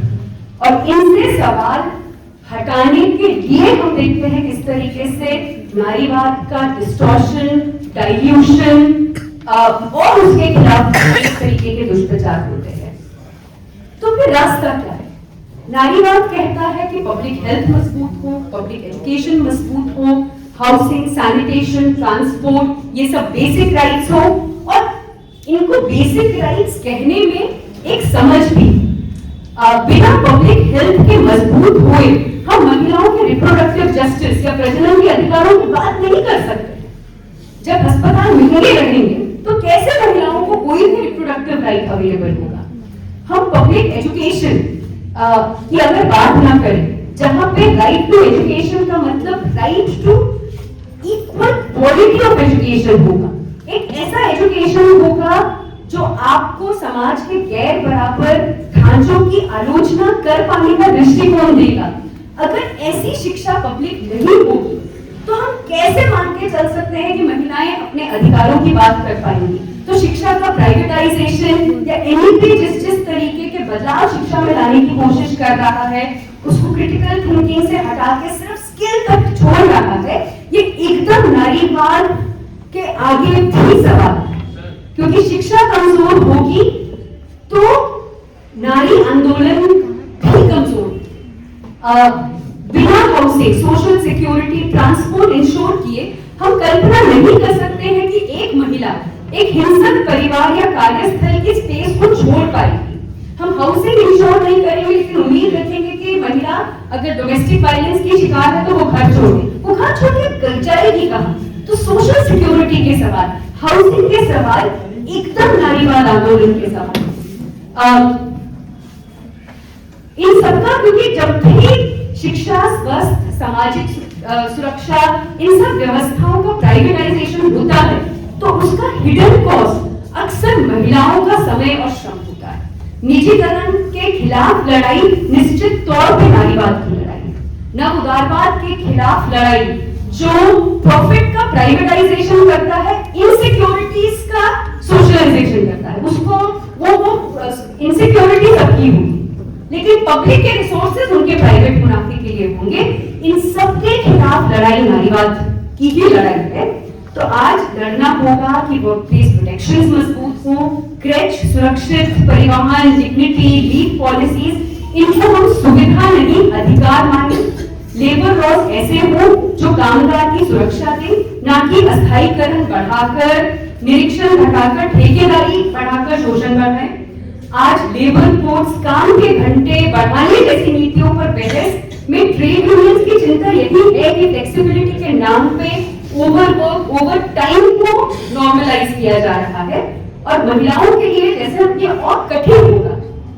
आज क्लाइमेट क्राइसिस का सवाल भी नारी आंदोलन का सवाल है। सूखा, बाढ़, गर्मी बढ़ती है तो पानी, ईंधन, बीमारी और देखभाल का बोझ बढ़ता है और इसका सबसे पहला असर महिला के अनपेड वर्क पर पड़ता है। युद्ध सैनिकरण के दौर में भी सबसे ज्यादा मार महिलाओं और बच्चों पर पड़ती है। हिंसा, विस्थापन, भोजन दवा की कमी और केयर का बर्डन कई गुना और ज्यादा। कितनी सारी रिपोर्ट्स हैं जो एकदम साफ करती है कि किसी भी वॉर में, किसी भी कॉन्फ्लिक्ट में सबसे ज्यादा अफेक्टेड महिलाएं और बच्चे होते हैं। तो एंटी वॉर, क्लाइमेट क्राइसिस, ये सारे सवाल भी नारी आंदोलन से जुड़े सवाल हैं जिनको हमको आगे, जिनके प्रति हमको सोचना पड़ेगा। और एक आखिरी एक मिथक कि नारीवाद कुछ पश्चिमी चीज है। बराबरी की चाह किसी भूगोल की बकौती नहीं। अन्याय के खिलाफ आवाज किसी एक देश की लड़ाई नहीं। भारत में स्त्री शिक्षा, जाति विरोध, श्रम आंदोलन, सामाजिक न्याय की बहुत बहुत लंबी परंपरा है और उसमें महिलाओं की भूमिका केंद्रीय रही है। तो नारीवाद कोई एक बहुत वेस्टर्न कॉन्सेप्ट नहीं है। और अगर संस्कृति के नाम पर हिंसा को चुप्पी मिलती है, श्रम दृश्य होता है, तो उस संस्कृति को बदलना ही इंसान है। आज हमने देखा कि नारीवाद के खिलाफ दुष्प्रचार सिर्फ गलतफहमी नहीं, एक राजनीतिक परियोजना है, क्योंकि नारीवाद पूछता है काम किसका है, कीमत किसकी है, देखभाल की जिम्मेदारी किसकी है, सत्ता किसके पास है, अधिकार किसके पास है, और इसीलिए उसे बदनाम किया जाता है। कभी फेक फेमिनिज्म बोलकर, कभी एंटी मैन का झूठ बोलकर, कभी राइट्स को प्रिविलेज, स्पेशल ट्रीटमेंट बताकर, लेकिन जवाब भी हमारे पास है तथ्य, समझ और एक संगठित एकजुटता। आज नवोदारवाद चाहता है कि नारीवाद पर बाउंड्रीज, नारीवाद को बाउंड्रीज को तोड़ने की लड़ाई नहीं, बाउंड्रीज की सेटिंग की लड़ाई बना दिया जाए। आजकल ये वर्ड्स बहुत पॉपुलर हो रहे हैं, बाउंड्री सेटिंग। तो आज का नवोदारवाद चाहता है कि नारीवाद की लड़ाई बाउंड्रीज को ट्रांसग्रेस करना नहीं, बाउंड्रीज को तोड़ना नहीं हो, बाउंड्री सेट करते जाइए, अपने आप को और निजी बताते जाइए। आज का नवोदारवाद कहता है कि नारीवाद की लड़ाई होगी कि केयर को भी निजी कर दो। हाँ, तो सिर्फ सेल्फ केयर होगा, केयर का कलेक्टिवाइजेशन नहीं होने देगा नवोदारवाद। तो आज हमको सेल्फ केयर बाउंड्री सेटिंग के लिए नहीं, boundary transgression, collectivisation of care के लिए लड़ना होगा, ताकि हम सब की केयर सिर्फ महिलाओं का नहीं। एक बहुत मशहूर फेमिनिस्ट मनोवैज्ञानिक है कैरल गिलिगन, जो एक बहुत खूबसूरत बात करती है कि एक गलत नारीवाद का जो अवधारणा है वो ये है कि अब महिलाओं को भी बराबर होने के लिए केयरिंग होना छोड़ना पड़ेगा। बात केयर को हटा देने की नहीं, बात सिर्फ इतनी है कि केयर सिर्फ फीमेल एथिक होने की जरूरत नहीं है। Care needs to be a human ethic.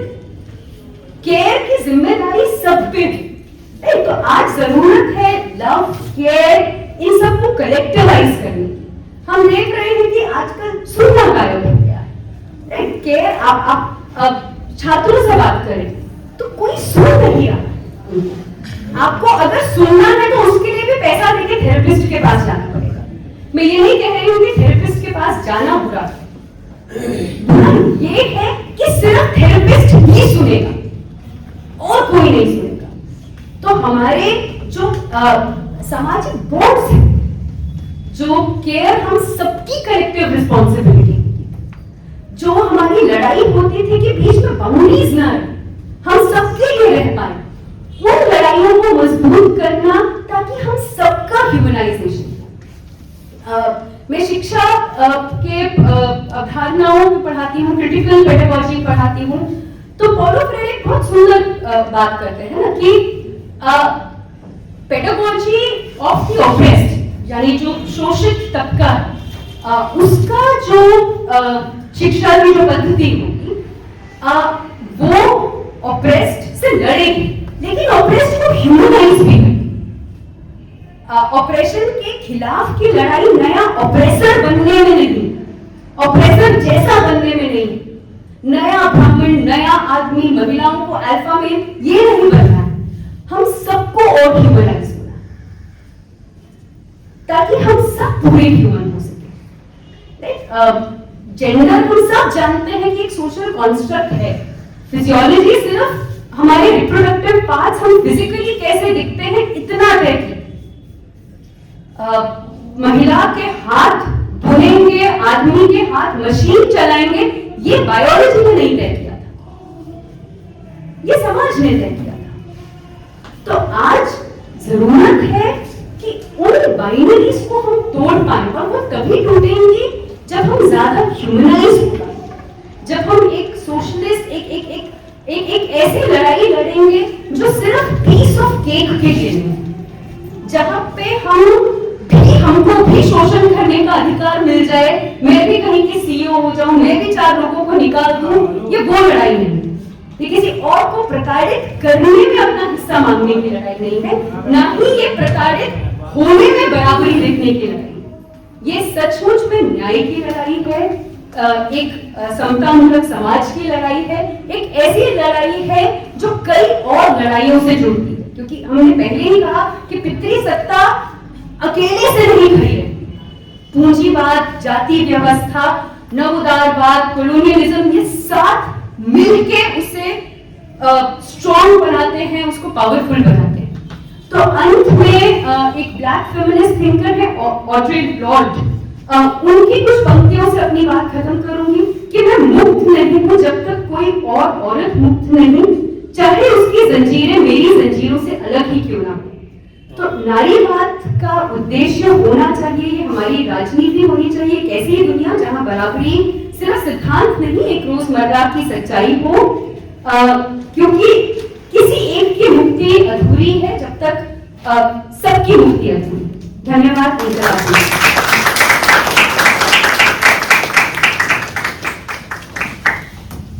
बड़ा एरेना खींचा और उसी की जरूरत भी थी आज इस व्याख्यान को।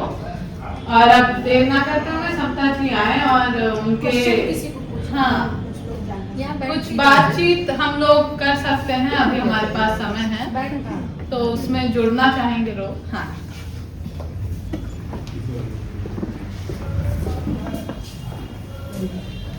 बहुत शानदार बातचीत, बहुत ही ज्यादा एकेडमिक और बहुत इस तरह से बातें बताई गई जो बहुत आसानी से समझ में आई। इसके लिए बहुत बहुत आभार कविता जी, शिवानी जी, सॉरी शिवानी जी। एक दो चीजें हम इसमें कहना चाहेंगे, ये भी जोड़ना चाहिए कि इंटरटेनमेंट पे भी महिलाओं का अधिकार बराबरी का होना चाहिए। क्यों हम रात में 9 बजे फिल्म नहीं देख सकते हैं, नाटक देखने नहीं जा सकते हैं, या हमको हमेशा किसी साथी की जरूरत होती है।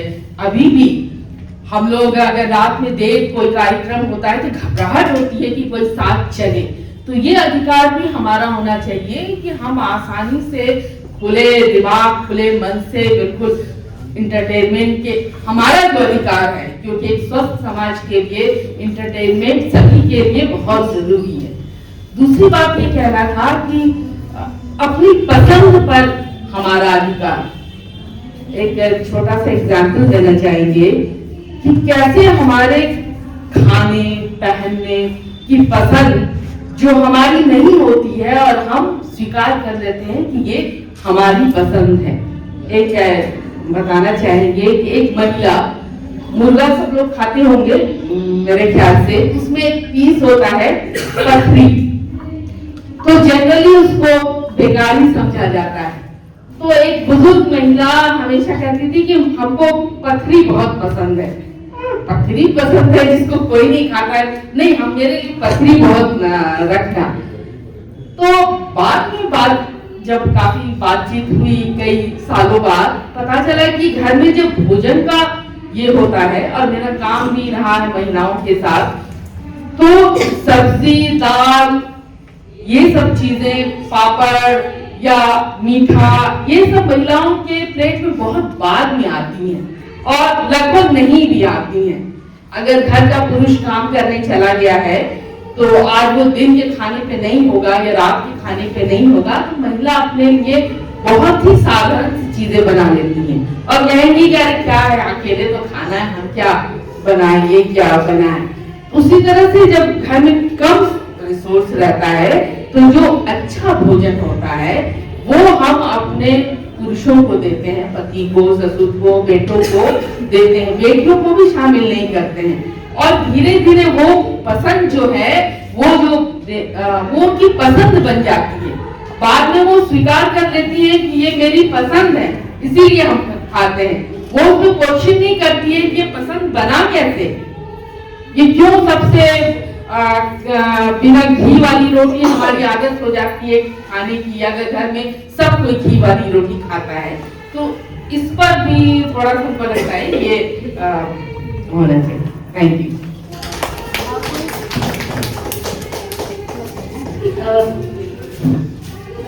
बहुत बहुत शुक्रिया आपके इन दो जो आपने भी दो कंसर्न शेयर किए। इसमें भी जैसे जब हम एंटरटेनमेंट की बात करते हैं, बहुत सही बात है कि महिलाओं को भी पूरा हक है एंटरटेनमेंट का, और इसको नहीं मानना तो मतलब उनको कम इंसान समझना। लेकिन जब हम एंटरटेनमेंट की बात कर रहे हैं, फिर थोड़ा उस सवाल पे आएंगे कि आज के दौर में भी जिन महिलाओं के पास पूंजी है, कि क्या हमारे एंटरटेनमेंट के साधन हर महिला को अवेलेबल होंगे या नहीं होंगे। कौन, जिस महिला के पास जब हम बोलते कि रात में निकलने की आजादी, तो जिसके पास अपनी गाड़ी है, अपना ड्राइवर है, शायद उसके पास आजादी भी है। तो महिलाओं की आजादी भी हम देखते हैं कि आज के ये जो नवरात्र का दौर है, एक ऐसी चीज बन गई है कि महिलाओं को हम आजादी दे देंगे अगर वो खरीद पाए उसको। तो अगर आप अपने लिए ड्राइवर और गाड़ी खरीद सकती हैं तो आपको वाहन निकालने की आजादी है। बिहार में प्रोहिबिशन की पॉलिसी है, दिल्ली में नहीं है। मैं दिल्ली में रहती हूँ। दिल्ली में अगर आप कोई महिला मान लीजिए अपने दोस्तों के साथ निकल कर पीना चाहती, तो जो ऐसी जगह है जहां पे वो सेफ फील कर पाए, वो सारी जगह ऐसी है जो बहुत कॉस्टली है।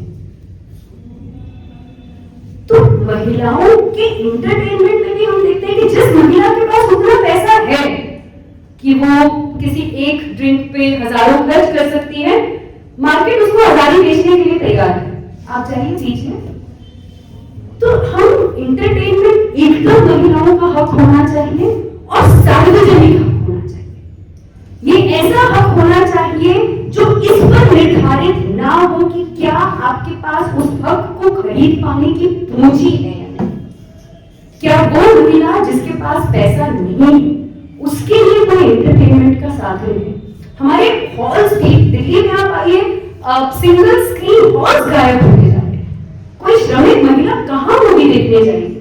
तो इन सब की, और ये जुड़ा हुआ सवाल है क्योंकि जब प्राइवेटाइजेशन और ये निजीकरण बढ़ता है और हर चीज प्रॉफिट के लिए बनती है, तो जिस तरीके के सामाजिक ढांचे में हम रहते हैं, जो चीज ज्यादा कॉस्टली होगी, जो ज्यादा एक्सपेंसिव होगी, वो सबसे पहले महिलाओं के लिए कम होगी।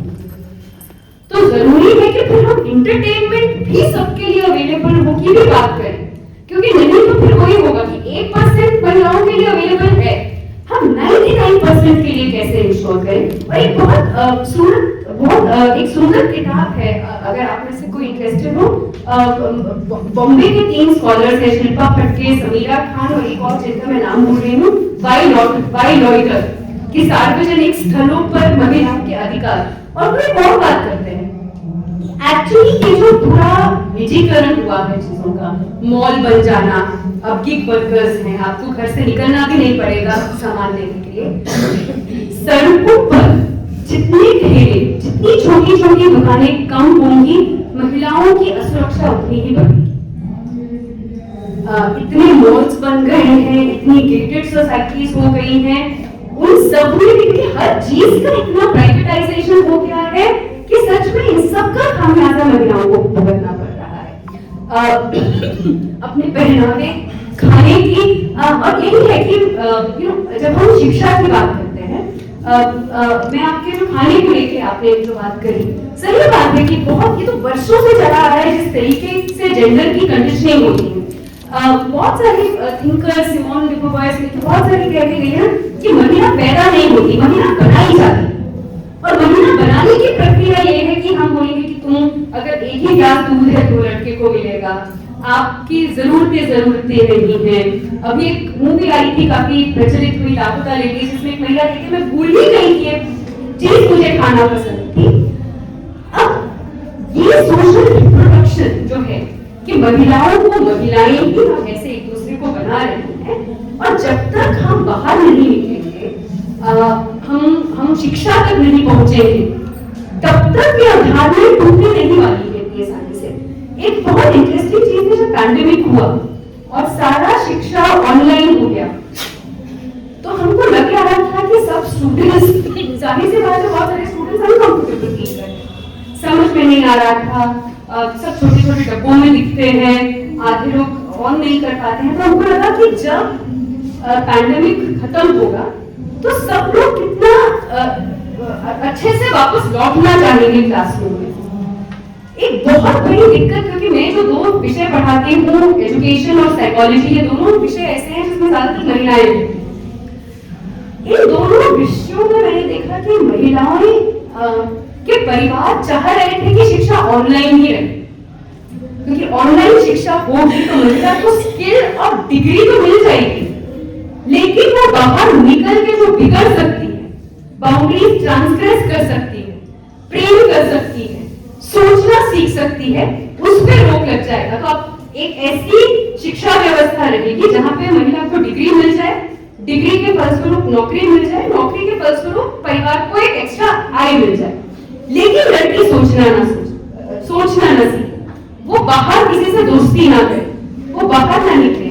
तो इन कंडीशनिंग्स को तोड़ने के लिए भी एक अच्छी क्रिटिकल शिक्षा सबको मिले, जिसमें हम ये सवाल कर पाए कि मेरी चाहत कब जरूरी क्यों, और सब ये सवाल कर पाए, वो बहुत जरूरी है। तो इसीलिए कह रही हूँ कि इन सब लड़ाइयों का आपस में मिलना बहुत जरूरी हो जाता है, नहीं तो फिर ये कैंपेन सही भी बैठेगा कि नारीवाद कुछ प्रतिशत के लिए, इसको कैसे हम सबके लिए 99% के लिए बनाएं, ये बहुत बड़ी जिम्मेदारी है जो महिला आंदोलन को ली।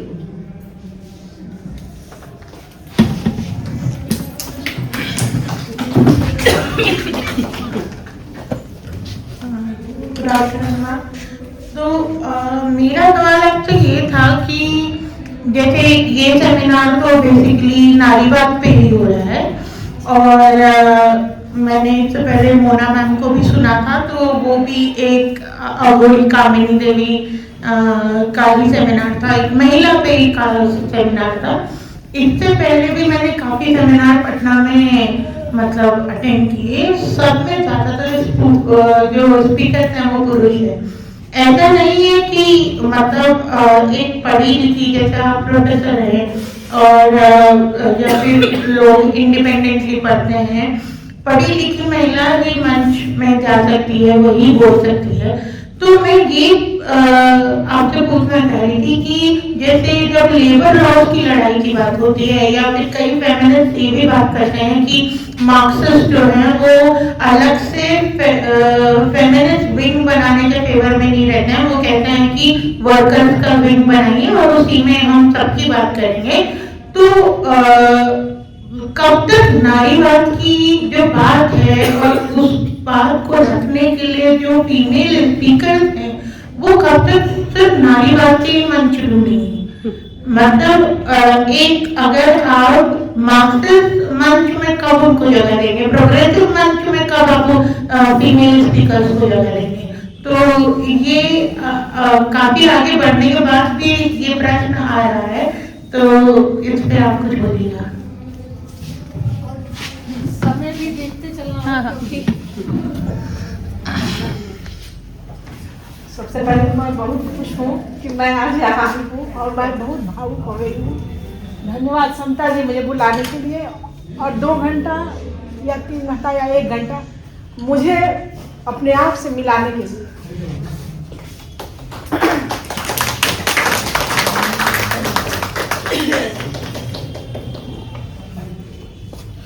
मैं सोच भी नहीं पा रही थी कि मैं यहाँ आ जाऊँगी, और मैं सुबह से ही इतनी भूमिका बना रही थी और लोगों को घर में खुश करने के लिए यहाँ आना था मुझे इस टाइम में। तो मैं सारा काम अपना करके मैं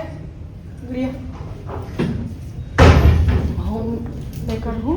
कुछ ही दिन पहले पिछले साल मैंने टीचिंग छोड़ा, कुछ वजह आ गई थी। तो ये जो पथरी वाली बात उन्होंने बोली, ये जस्ट पहले मेरी शादी के पहले मुझे पता ही नहीं था कि ये भी कोई टेस्ट होता है, और सचमुच मैं भी उसमें शामिल हूँ। जब मैंने बनाना शुरू किया, मुझे नहीं आता था बनाना, और बनाना शुरू किया तो मुझे पता चला कि अच्छा ये भी एक पीस है, और सच में मैं भी उसमें शामिल हूँ कि मुझे भी आज वो पीस बहुत अच्छा लगता है। और इतनी अच्छी अच्छी आपने बातें कही, लग रहा था कि जैसे मेरे आगे सिनेमा चल रहा है, मैं उसमें जी रही हूँ। जैसे मेंस्ट्रुएशन की बात आपने की, मैं भी टीचिंग में जब थी और मैं छुट्टी मांगती थी तो मुझे कहा जाता था कि मैम 45 प्लस वाले को तब तो मुझे टीचिंग में नहीं रहना होगा, क्योंकि मेरा मेनोपॉज का समय चल रहा था और मुझे बहुत सारी दिक्कतें सही। तो इसका भी कुछ निवारण होना चाहिए कि टीचिंग लाइन में अगर टीचर 45 प्लस या 50 की हो गई है तो क्या उनको अधिकार नहीं है टीचिंग का। और मैंने तो अपने व्यक्तिगत कारणों से छोड़ा, और मेरे पास बहुत सारे शब्द हैं कहने को, बट मुझे समझ में नहीं आ रहा है कि धन्यवाद मैम यहाँ।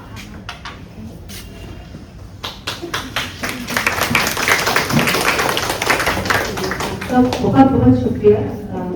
तो शुक्रिया कि मुझे सच कमेंट समता का कहना चाहिए कि ये मुझे अपॉर्चुनिटी मिला कि मैं आके सबसे बात कर पाऊँ, बात अपनी रख पाऊँ। और सही बात है, आप दोनों ने जो कहा उसको जोड़ते हुए कि सच में बहुत बार हम देखते हैं कि महिलाओं को अधिकतर बुलाया जाता है महिला सवाल पर, और इसीलिए जरूरत है हमको सबसे पहले ये समझना कि महिला का सवाल सिर्फ महिला पर का सवाल है, वो और सवालों से कैसा जुड़ा हुआ है। मार्क्सिस्ट का जो एक अंडरस्टैंडिंग है, देखिए मार्क्सिस्ट अंडरस्टैंडिंग भी एक इवॉल्विंग हिस्टोरिकल अंडरस्टैंडिंग। अगर हम भारत में भी मार्क्सिस्ट आंदोलन और उसकी तमाम सारी धाराएं, एक ही धारा भी नहीं है, तो एक तो खाली एक इकलौती मार्क्सिस्ट समझ इंडिया में नहीं है, बहुत अलग अलग मार्क्सिस्ट समझदारियां हैं, जो सब समझदारियां हिस्टोरिकली इवॉल्व हुई हैं कास्ट के क्वेश्चन पे, जेंडर के सवाल पे। लेकिन एक चीज मैं भी मानती हूँ कि इन सब सवालों को समझना इस हमको वहां नहीं ले जाना चाहिए जहां पे ये सवाल आके जुड़ते हैं उस पृष्ठभूमि को खोले। बहुत बार हम अलग अलग सवाल समझने की कोशिश करते हैं, लेकिन उस समझ में उन सवालों को इतना अलग कर देते हैं बाकी जुड़े हुए सवालों से कि फिर वो लड़ाइयां अपने आप में बहुत आंदोलनकारी नहीं रह पाती। अगर हम महिलाओं के सवाल जैसे पूंजी के सवाल से, जातिवाद के सवाल से, कोलोनियलिज्म के सवाल से, साम्राज्यवाद के सवाल से अगर हटा दें तो फिर ये सिर्फ निजी चॉइस भर का सवाल बन के रह जाएगा, जिसको जैसे मैंने कहा कि आज के दौर में किसी को कोई दिक्कत नहीं है आपको छोटी सी निजी चॉइस देने के लिए अगर आप उसको खरीद पाए। तो बात है कि हम कास्ट के, जेंडर के, इन सब के सवाल समझें। हम जानते हैं कि इनकी व्यवस्था कैसे बनी, लेकिन एक टाइम पीरियड के बाद इन्होंने अपने आप को भी एक रियलिटी के बतौर एस्टैब्लिश कर दिया है। तो जब तक हम जेंडर, कास्ट, इन सब के सवालों को सही तरीके से नहीं समझेंगे, हमारी क्लास की अंडरस्टैंडिंग भी इंडिया के संदर्भ में पूरी या किसी भी संदर्भ में पूरी नहीं हो पाएगी, लेकिन इनको समझते हुए इन लड़ाइयों को जो जोड़ता है वो समझना कि इन सब ऑपरेसिव, हर ऑपरेसिव स्ट्रक्चर को कायम रखने के लिए एक दूसरे ऑपरेसिव स्ट्रक्चर की जरूरत पड़ती है। ये स्ट्रक्चर्स जुड़े हुए हैं। परिवार को बचाए रखना सिर्फ पेट्रियार्की की जरूरत नहीं। अगर परिवार का ये अवधारणा कि एक पति पत्नी बच्चे टूट जाए तो खाली पेट्रियार्की नहीं खत्म होगी ना, आपकी जाति व्यवस्था पे चोट पहुंचेगी, आपकी वर्ग व्यवस्था पे चोट पहुंचेगी, आपके जो धार्मिक व्यवस्था पे चोट पहुंचेगी, आपकी पूंजी व्यवस्था पे चोट पहुंचेगी। तो परिवार को इस फॉर्म में बनाए रखना सिर्फ पितृसत्ता की जरूरत नहीं। तो ये सब लड़ाइयां मिलके होनी पड़ेंगी। तो मार्क्सिस्ट आंदोलन ये बोलते हुए भी कि महिला की अलग विंग की जरूरत है या नहीं है, हम देखते हैं कि आज के दौर में हर बड़े मार्क्सिस्ट ऑर्गेनाइजेशन का एक विमेंस विंग है, चाहे वो माले हो, वो सीपीआईएम हो, सीपीआई हो, कोई भी मार्क्सिस्ट है। और हम ये भी देखते हैं कि बहुत सारे ऑर्गेनाइजेशंस में एक कांस्टेंट तालमेल की भी जरूरत है। आप बिहार के संदर्भ में देखेंगे बहुत लड़ाइयां ऐसी हैं जिसमें एक्टू भी है, आइटवा भी है। अब कोरस का भी मंच, महिला मंच है, कल्चरल मंच भी है। तो बहुत बात है कि चीजों को अलग अलग से समझते हुए उनको हम जोड़ भी पाए। ऑफ कोर्स और महिलाएं होनी चाहिए, आ भी रही है और उनको और मुखर बोलते रहना है। ऐसा नहीं है, ऐसा नहीं है कि आप मार्क्सिस्ट बनते ही आपका पेट्रियार्की, आपका कास्टिज्म सब उसी क्षण में दूर हो जाता है।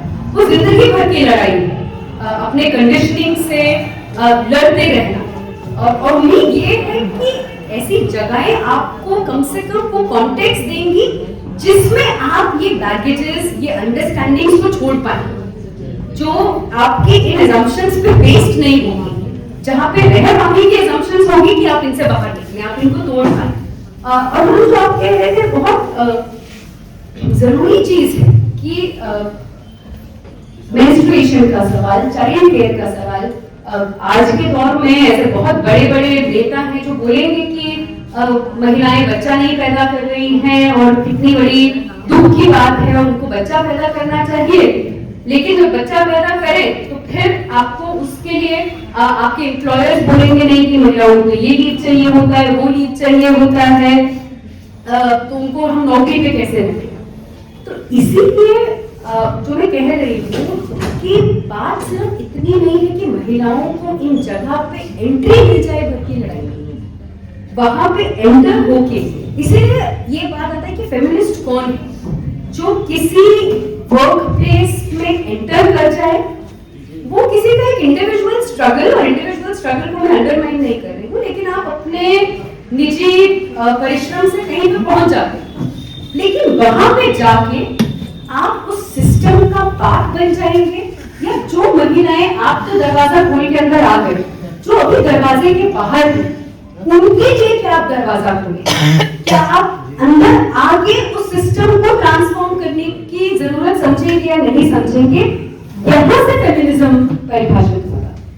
तो जरूरत है कि जो महिलाएं आ गई, जो समझ गई, वो इस समझ को सिर्फ अपना कुछ स्टेटस बनाने में यूज करेंगे, अपना एक सेलिब्रिटी फिगर बन जाए, या अपने लिए कुछ बेनिफिट्स, कुछ आपको कुछ विशेषाधिकार मिल जाए, या हम जो सीख रहे हैं और बहुत संघर्षों के बाद सीख रहे हैं, हमसे पहले बहुत संघर्ष किए तो हम यहाँ पे आ पाए, हम वो जगह बना पा रहे हैं कि जिन चीजों को अब हम समझ गए हैं उससे हम अब ढांचों को कैसे बनाएं, उस चीज को हम और कैसे आगे लेके जाएं। ये कब तक, क्यों, अगर मतलब महिलाओं को देखिए, अगर आप मेंस्ट्रुएट नहीं करते हैं तब भी समाज आपको सही निगाह से नहीं देखेगा, आप उसके लिए किसी यूज वैल्यू की नहीं है। अगर आप मेंस्ट्रुएट नहीं कर सकते, माने आप बच्चा नहीं पैदा कर सकते हैं, तो समाज के लिए आप किसी यूज के नहीं। और अगर आप कर सकते हैं तब भी हम उसको समझना नहीं चाहते। ये जो जब तक हमारे किसी भी इंडस्ट्री, किसी भी फैक्ट्री, किसी भी वर्क प्लेस का लॉजिक, एफिशिएंसी का लॉजिक सिर्फ प्रोडक्टिविटी से चलेगा, ये समस्या रहेंगी। तो ये सवाल तो हमको करने पड़ेंगे ना कि ये प्रोडक्टिविटी किसके लिए, ये फैक्ट्री किसके लिए, ये स्कूल किसके लिए, ये जो भी ढांचा है किसके लिए। अगर ये वहां पे रह रहे लोगों के लिए, इंसानों के लिए नहीं है, तो सिर्फ कुछ प्रोड्यूस करने भर के लिए है, वही तो समस्या है। तो कॉन्स्टेंटली इस सोच से लड़ते रहना और इसीलिए ये समझदारी बहुत जरूरी हो जाती है कि हम नारीवाद के प्रश्न को एक लार्जर कॉन्टेक्स्ट में देख पाए कि ये सिर्फ किसी के कहीं पहुंच जाने की लड़ाई है। अगर आप वहां पहुंच के औरों के लिए दरवाजा नहीं खोल रहे हैं, जो आपने बाधाएं देखी उन बाधाओं को रिकॉग्नाइज करके फिर उन सिस्टम्स को चैलेंज करके उन बाधाओं से लड़ नहीं रहे हैं, उनको औरों के लिए खोल नहीं रहे हैं, तब तक फिर हम किसी भी सामाजिक परिवर्तन की तरफ नहीं जा पाएंगे। तो एकदम ये समझने की जरूरत है। और मैं बहुत सारी महिलाओं को जहाँ पे जिस फील्ड में मैं काम करती हूँ, हमको साल में 8 पीरियड मिलते हैं। मैं बहुत से ऐसी महिलाओं को जानती हूँ जिनको एक डिस्मेनोरिया का एक कंडीशन होता है, जिसमें बहुत पेनफुल पीरियड्स होते हैं, आप 2 दिन तक उठ नहीं सकते हैं, जिनका साल भर का सारा सीएल सिर्फ इसमें निकल जाता है, क्योंकि इस पे मेडिकल इश्यू नहीं होता है, इंस्टीट्यूशन इसको ना मेडिकल की तरह रिकॉग्नाइज करते हैं, ना कोई मेंस्ट्रुअल लीव का कोई प्रावधान है। तो महिलाओं को तो जो सवाल उन्होंने एंटरटेनमेंट का क्या करें, एक महिला की सारी सेल सिर्फ मेंस्ट्रुएशन के लिए निकल जा रही है, तो फिर उसको सच में एंटरटेनमेंट का, घूमने का और ट्रैवल का हक कहाँ मिलेगा। तो बहुत जुड़े हुए सवालों में बार आज के वक्तव्य का जो ये था कि नारीवाद के खिलाफ जो भी दुष्प्रचार है और उसको डिस्टॉर्ट करना और सवालों को अलग अलग कर देना, निजी चॉइस या कुछ सवालों को दूसरे सवालों से इतना काट देना कि कोई सॉलिडारिटी ना बन पाए, कोई ढांचे तक ना पहुंच पाए, सब कोई अपने आप में कुछ पाके खुश हो जाए, उस वाली चेतना से लड़ पाना आज की बहुत बड़ी जिम्मेदारी है।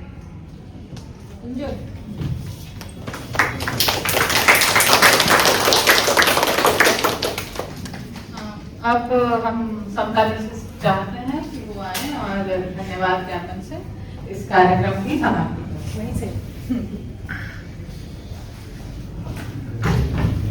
कुछ अवार्ड के बाद कोर्स के 10 साल 8 मार्च को जैसा कि बताया गया कि शुरू हुआ था और ये 10वां साल है और लगातार हम लोग अब इसमें प्रयासरत रहेंगे कि कार्यक्रम होते रहे, इसकी जरूरत है। बहुत से लोग आए थे, एक कार्यक्रम और भी है, वो हम ही लोगों के साथी का है अभी गांधी संग्रहालय में, तो कुछ लोग एकदम बोल के गए कि नहीं ठीक है, तो उन सभी लोगों का धन्यवाद। यहाँ पे अभी जितने लोग हैं सबका धन्यवाद।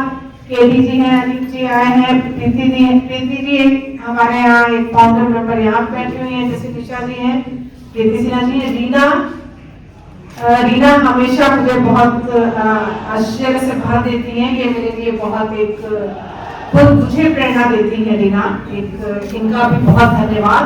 सच में आज एकदम आईडिया में डाली और हम आ गए, बिल्कुल सही। और राखी जी हैं, अनुराधा जी हैं, झूमा जी हैं, उनके साथ और जो लोग भी हैं, सरोज जी हैं, केडी जी हैं, और ये जो लड़कियां हैं, प्रिया है, अनु अभी चली वो आई थी बाहर से, सृष्टि है, कृष्णा मिट्टी है,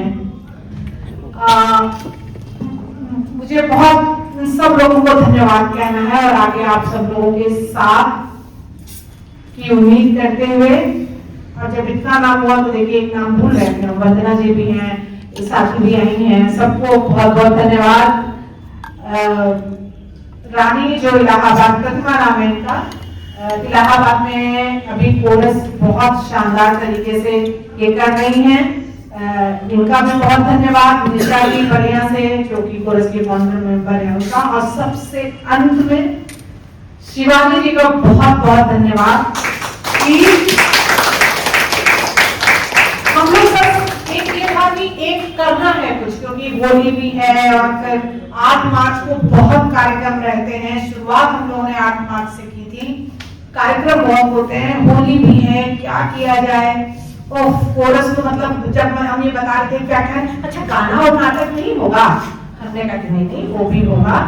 लेकिन जैसे हम लोगों ने उस समय शुरुआत की थी, तो इस यात्रा के 10 साल की शुरुआत भी हम लोगों ने एक बेहतरीन व्याख्यान से किया। और शिवानी, आपका बहुत बहुत धन्यवाद कि आप अपने से यही कहा कि शिवानी जी आपको आना है। अच्छा हाँ, 28 को कोई बात नहीं, आप 1 को चलिए, लेकिन आपको आना है और आप आई। समय दी, बहुत बहुत धन्यवाद। आप तमाम लोगों का धन्यवाद, रुनझुन का बहुत बहुत धन्यवाद, शुक्रिया आप सभी लोगों का। आपके आरसी के साथ हमें घोषणा कर देंगे, चाहे तो सब लोग पी लिए और कार्यक्रम खत्म।